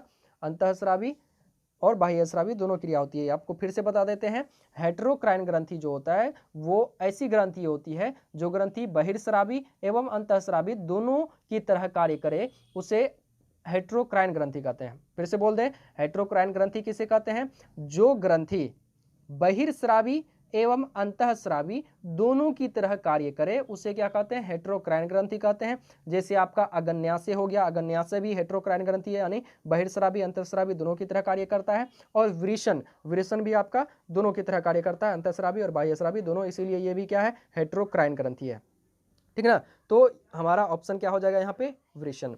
नेक्स्ट चलते हैं, हमारा किण्वन क्रिया पाई जाती है। किण्वन क्रिया किस में पाई जाती है? अमीबा में, इस्ट में, हाइड्रा में, इनमें से कोई नहीं। तो अभी तुरंत बताए थे ऊपर में कि इस्ट जो होता है वो कौन सी क्रिया करता है? किण्वन की क्रिया करती है, तो इस्ट में होता है 170 का बी। नेक्स्ट चलते हैं हम लोग अब 171 में। मस्तिष्क जो होता है वो उत्तरदायी होता है। मस्तिष्क किसके लिए उत्तरदायी? हृदय के स्पंदन के लिए, शारीरिक संतुलन के लिए, सोचने के लिए। तो देखिए, मस्तिष्क से हम सारा काम करते हैं, हृदय का स्पंदन भी उसी के माध्यम से होता है, शरीर का संतुलन भी हृदय के मस्तिष्क के द्वारा ही बना रहता है, सोचने समझने के लिए हम लोग मस्तिष्क का इस्तेमाल करते हैं, तो सारी क्रियाएं मस्तिष्क के द्वारा होती हैं, इनमें से सभी। गार्ड कोशिका की कौन सी भित्ति मोटी होती है? गार्ड कोशिका यानी इसी को हम लोग कहते हैं द्वार कोशिका।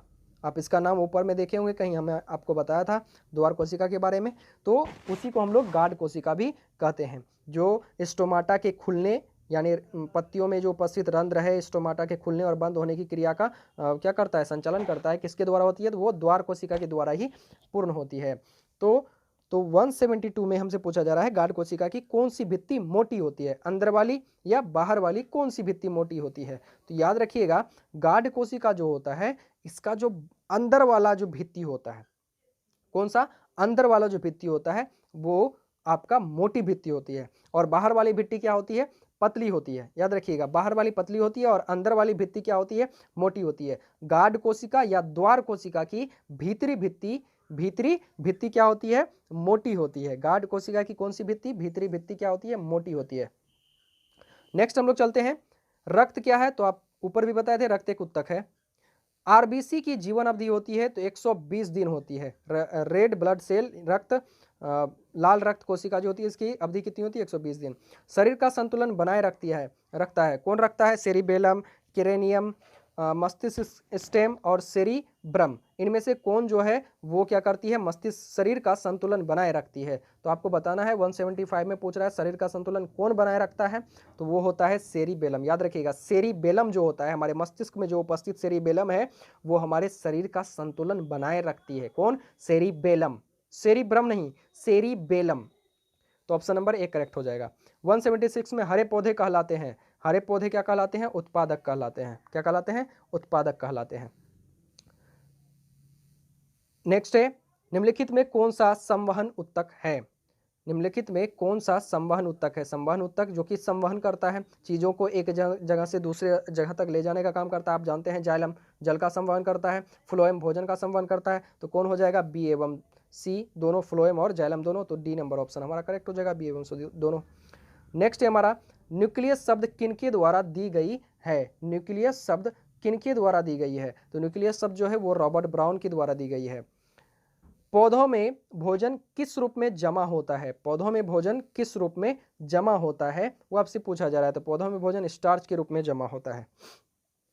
नेक्स्ट है हमारा 180, प्रसिद्ध पुस्तक द माइक्रोग्राफिया किनके द्वारा लिखी गई थी?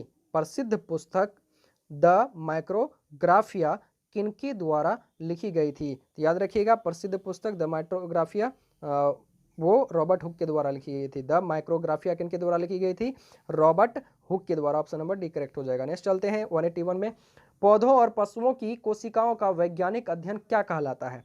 पौधों और पशुओं की कोशिकाओं का वैज्ञानिक अध्ययन कहलाता है कोशिका विज्ञान। नेक्स्ट है मानव हृदय घिरा हुआ है।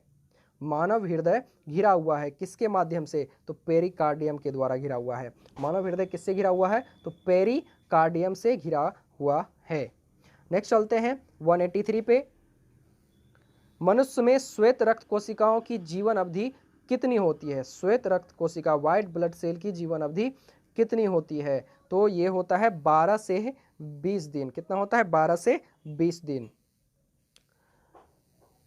अब देखिए यहाँ पे ये तो होगा नहीं, महीना वाला तो होता नहीं है, 20 से 30 दिन भी नहीं होगा, 4 महीना से अधिक भी नहीं होगा, तो क्या होगा? 12 से 20 दिन होगा। कम ही होता है, व्हाइट ब्लड सेल की जीवन अवधि कम होती है, रेड ब्लड सेल से बहुत ही कम होती है। रेड ब्लड सेल का आप देखिए 120 दिन होता है, तो इसका क्या होता है? उसकी अपेक्षा कम होती है। तो कम कितना? महीना में तो नहीं हो सकता है, और 20 से 30 दिन भी नहीं होता है। कितना होता है? 12 से 20 दिन होता है। इससे भी कम आपको कहीं कहीं बुक में देखने को मिलेगा। तो ऑप्शन के अनुसार ऑप्शन नंबर 1 करेक्ट हो जाएगा। पित्त रस कहाँ से स्रावित होता है? ये भी आपको बता दिया है, यकृत से होता है। किस जीव में हीमोग्लोबिन नहीं होता है? हीमोग्लोबिन के कारण क्या होता है? रक्त लाल हो जाता है। हमारे शरीर में मनुष्य की बात की जाए तो मनुष्य के शरीर से रक्त लाल निकलता है, यानी हीमोग्लोबिन तो इसमें होता है। वैसे जीव के बारे में बताना है जिसमें लाल रक्त नहीं पाया जाता है, यानी हीमोग्लोबिन उपस्थित नहीं रहता है, तो वो होता है मक्खी। मक्खी जो होती है इसमें लाल रक्त नहीं पाया जाता। अगर आप कभी गलती से मक्खी को मसल दिए होंगे तो आप देखे होंगे उसके शरीर से लाल खून नहीं निकलता है, वाइट वाइट निकलता है।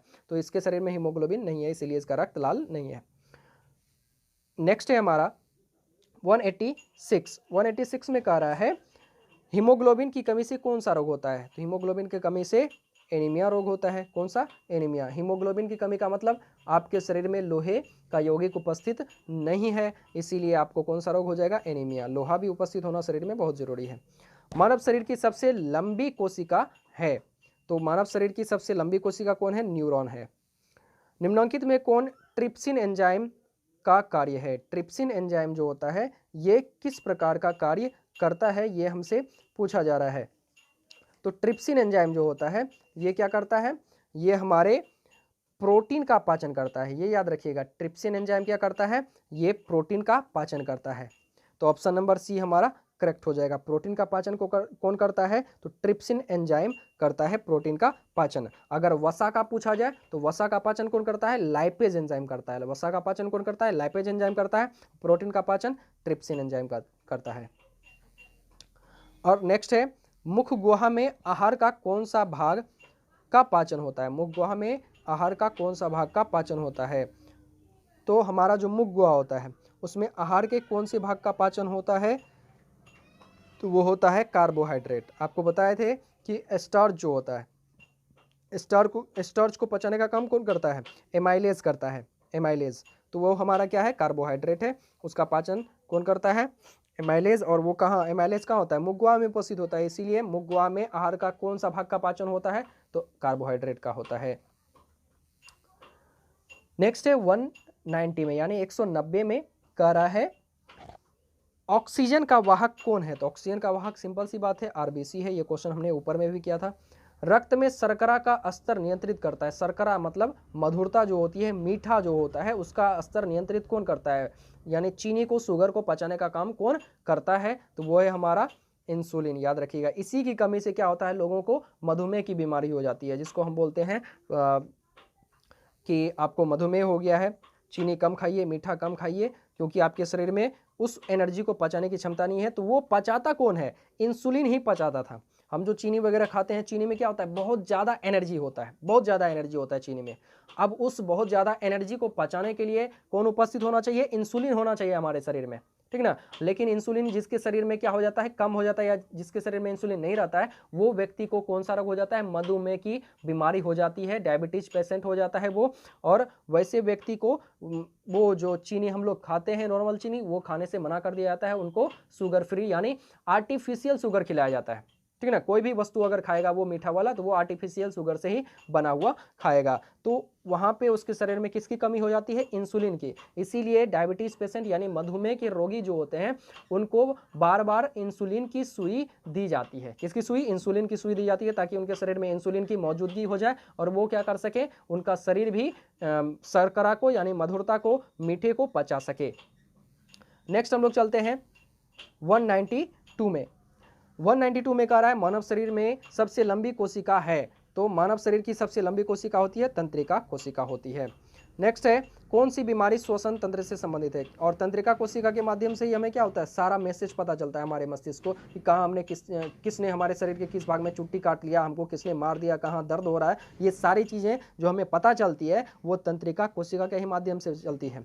इसीलिए आप देखते होंगे आपके एरी में कोई काट ले या आपके माथे में कोई कुछ कर दे तो आपको पता चल जाता है कि कहाँ पे किसने क्या किया है। इसका मतलब है कि हमारे पूरे शरीर में ये तंत्रिका कोशिका फैला हुआ है, पूरे शरीर में फैला हुआ है। तो सबसे बड़ी कौन होगी? यही ना होगी जो पूरे शरीर में हर एक जगह फैला हुआ है, एक जाल के रूप में जकड़ा हुआ है तंत्रिका कोशिका से हमारा शरीर। इसलिए मानव शरीर की सबसे लंबी कोशिका पूछा जाए तो तंत्रिका कोशिका है, जिसे न्यूरॉन भी कहा जाता है। कौन सी बीमारी श्वसन तंत्र से संबंधित है? श्वसन तंत्र से संबंधित बीमारी का नाम पूछा जा रहा है। तो श्वसन तंत्र से संबंधित बीमारी जो होती है वो होता है हमारा न्यूमोनिया। निमोनिया जो होता है इसी को हम लोग न्यूमोनिया भी कहते हैं। तो ये बीमारी जो होता है श्वसन तंत्र से संबंधित हो जाता है। जिस भी व्यक्ति को न्यूमोनिया या निमोनिया बीमारी हो जाती है वो सांस लेने में उस व्यक्ति को दिक्कत आने लगती है। तो ये बीमारी किससे संबंधित है? श्वसन तंत्र से संबंधित है निमोनिया। मानव मस्तिष्क का औसत भार है। मानव मस्तिष्क जो होता है इसका औसत भार कितना होता है? तो 1.4 kg होता है। 1.4 kg यानी 1400 ग्राम। कितना? 1400 ग्राम या 1.4 kg। नेक्स्ट है हमारा, निम्न में से कौन पिट्यूटरी ग्रंथि से निकलने वाला हार्मोन है? पिट्यूटरी ग्रंथि से निकलने वाला हार्मोन कौन है? तो पिट्यूटरी ग्रंथि से वृद्धि हार्मोन स्रावित होता है। नेक्स्ट है, रुधिर चाप नियंत्रित होता है। रुधिर चाप यानी रक्त का जो चाप होता है, दाब होता है, रक्त दाब किसके द्वारा नियंत्रित होता है? कौन कंट्रोल करता है रक्त दाब को, रुधिर चाप को? तो वो होता है हमारा एड्रिनल। एड्रिनल ही क्या करता है? रुधिर चाप को नियंत्रित करता है। नेक्स्ट है हमारा, मानव आहार नाल का सबसे लंबा भाग है। मानव आहार नाल का सबसे लंबा भाग कौन होता है? तो छोटी आंत जो होती है मानव आहार नाल का सबसे लंबा भाग होती है, छोटी आंत। सभी जीव जंतुओं के लिए ऊर्जा का अंतिम स्रोत है। तो ऊर्जा का अंतिम स्रोत क्या होता है? सूर्य होता है ऊर्जा का अंतिम स्रोत। ऑप्शन नंबर सी करेक्ट हो जाएगा। 199 में, सजीव जीवधारियों द्वारा किस प्रकार की नाइट्रोजनी पदार्थ यानी कचरा का उत्सर्जन होता है? तो याद रखिएगा, सजीव जीवधारियां जो होती हैं उनके द्वारा जो नाइट्रोजनी पदार्थ यानी कचरा का जो उत्सर्जन होता है वो होता है हमारा अमोनिया का भी होता है, यूरिक अम्ल का भी होता है, यूरिया का भी होता है। जैसे हमारे शरीर से हम अगर मूत्र विसर्जित करते हैं, मनुष्य जो होता है मूत्र जो विसर्जित करता है उसमें यूरिया मौजूद रहता है, वो भी अपशिष्ट पदार्थ के रूप में निकल जाता है।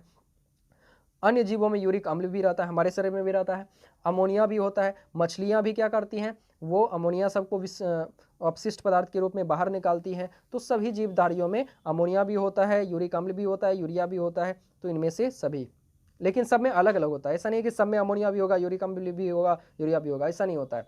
हर जीव में अलग अलग प्रकार के अपशिष्ट पदार्थ, नाइट्रोजनी पदार्थ जिसमें कि नाइट्रोजन मौजूद हो, वैसा कचरा जिसमें क्या हो? नाइट्रोजन मौजूद हो, उसकी बात की जा रही है। जैसे आप यूरिया को देखेंगे तो यूरिया का फॉर्मूला होता है NH2CONH2। देखिए यूरिया में भी क्या मौजूद है? नाइट्रोजन मौजूद है। उसी प्रकार से यूरिक अम्ल में भी नाइट्रोजन मौजूद है, अमोनिया में भी नाइट्रोजन मौजूद है, सब में नाइट्रोजन मौजूद है। तो ये सारे कैसा कचरा है? तो वैसा कचरा है जिसमें नाइट्रोजन मौजूद है, इसीलिए इसे नाइट्रोजनी पदार्थ कहा जाता है, उत्सर्जित पदार्थ कहा जाता है।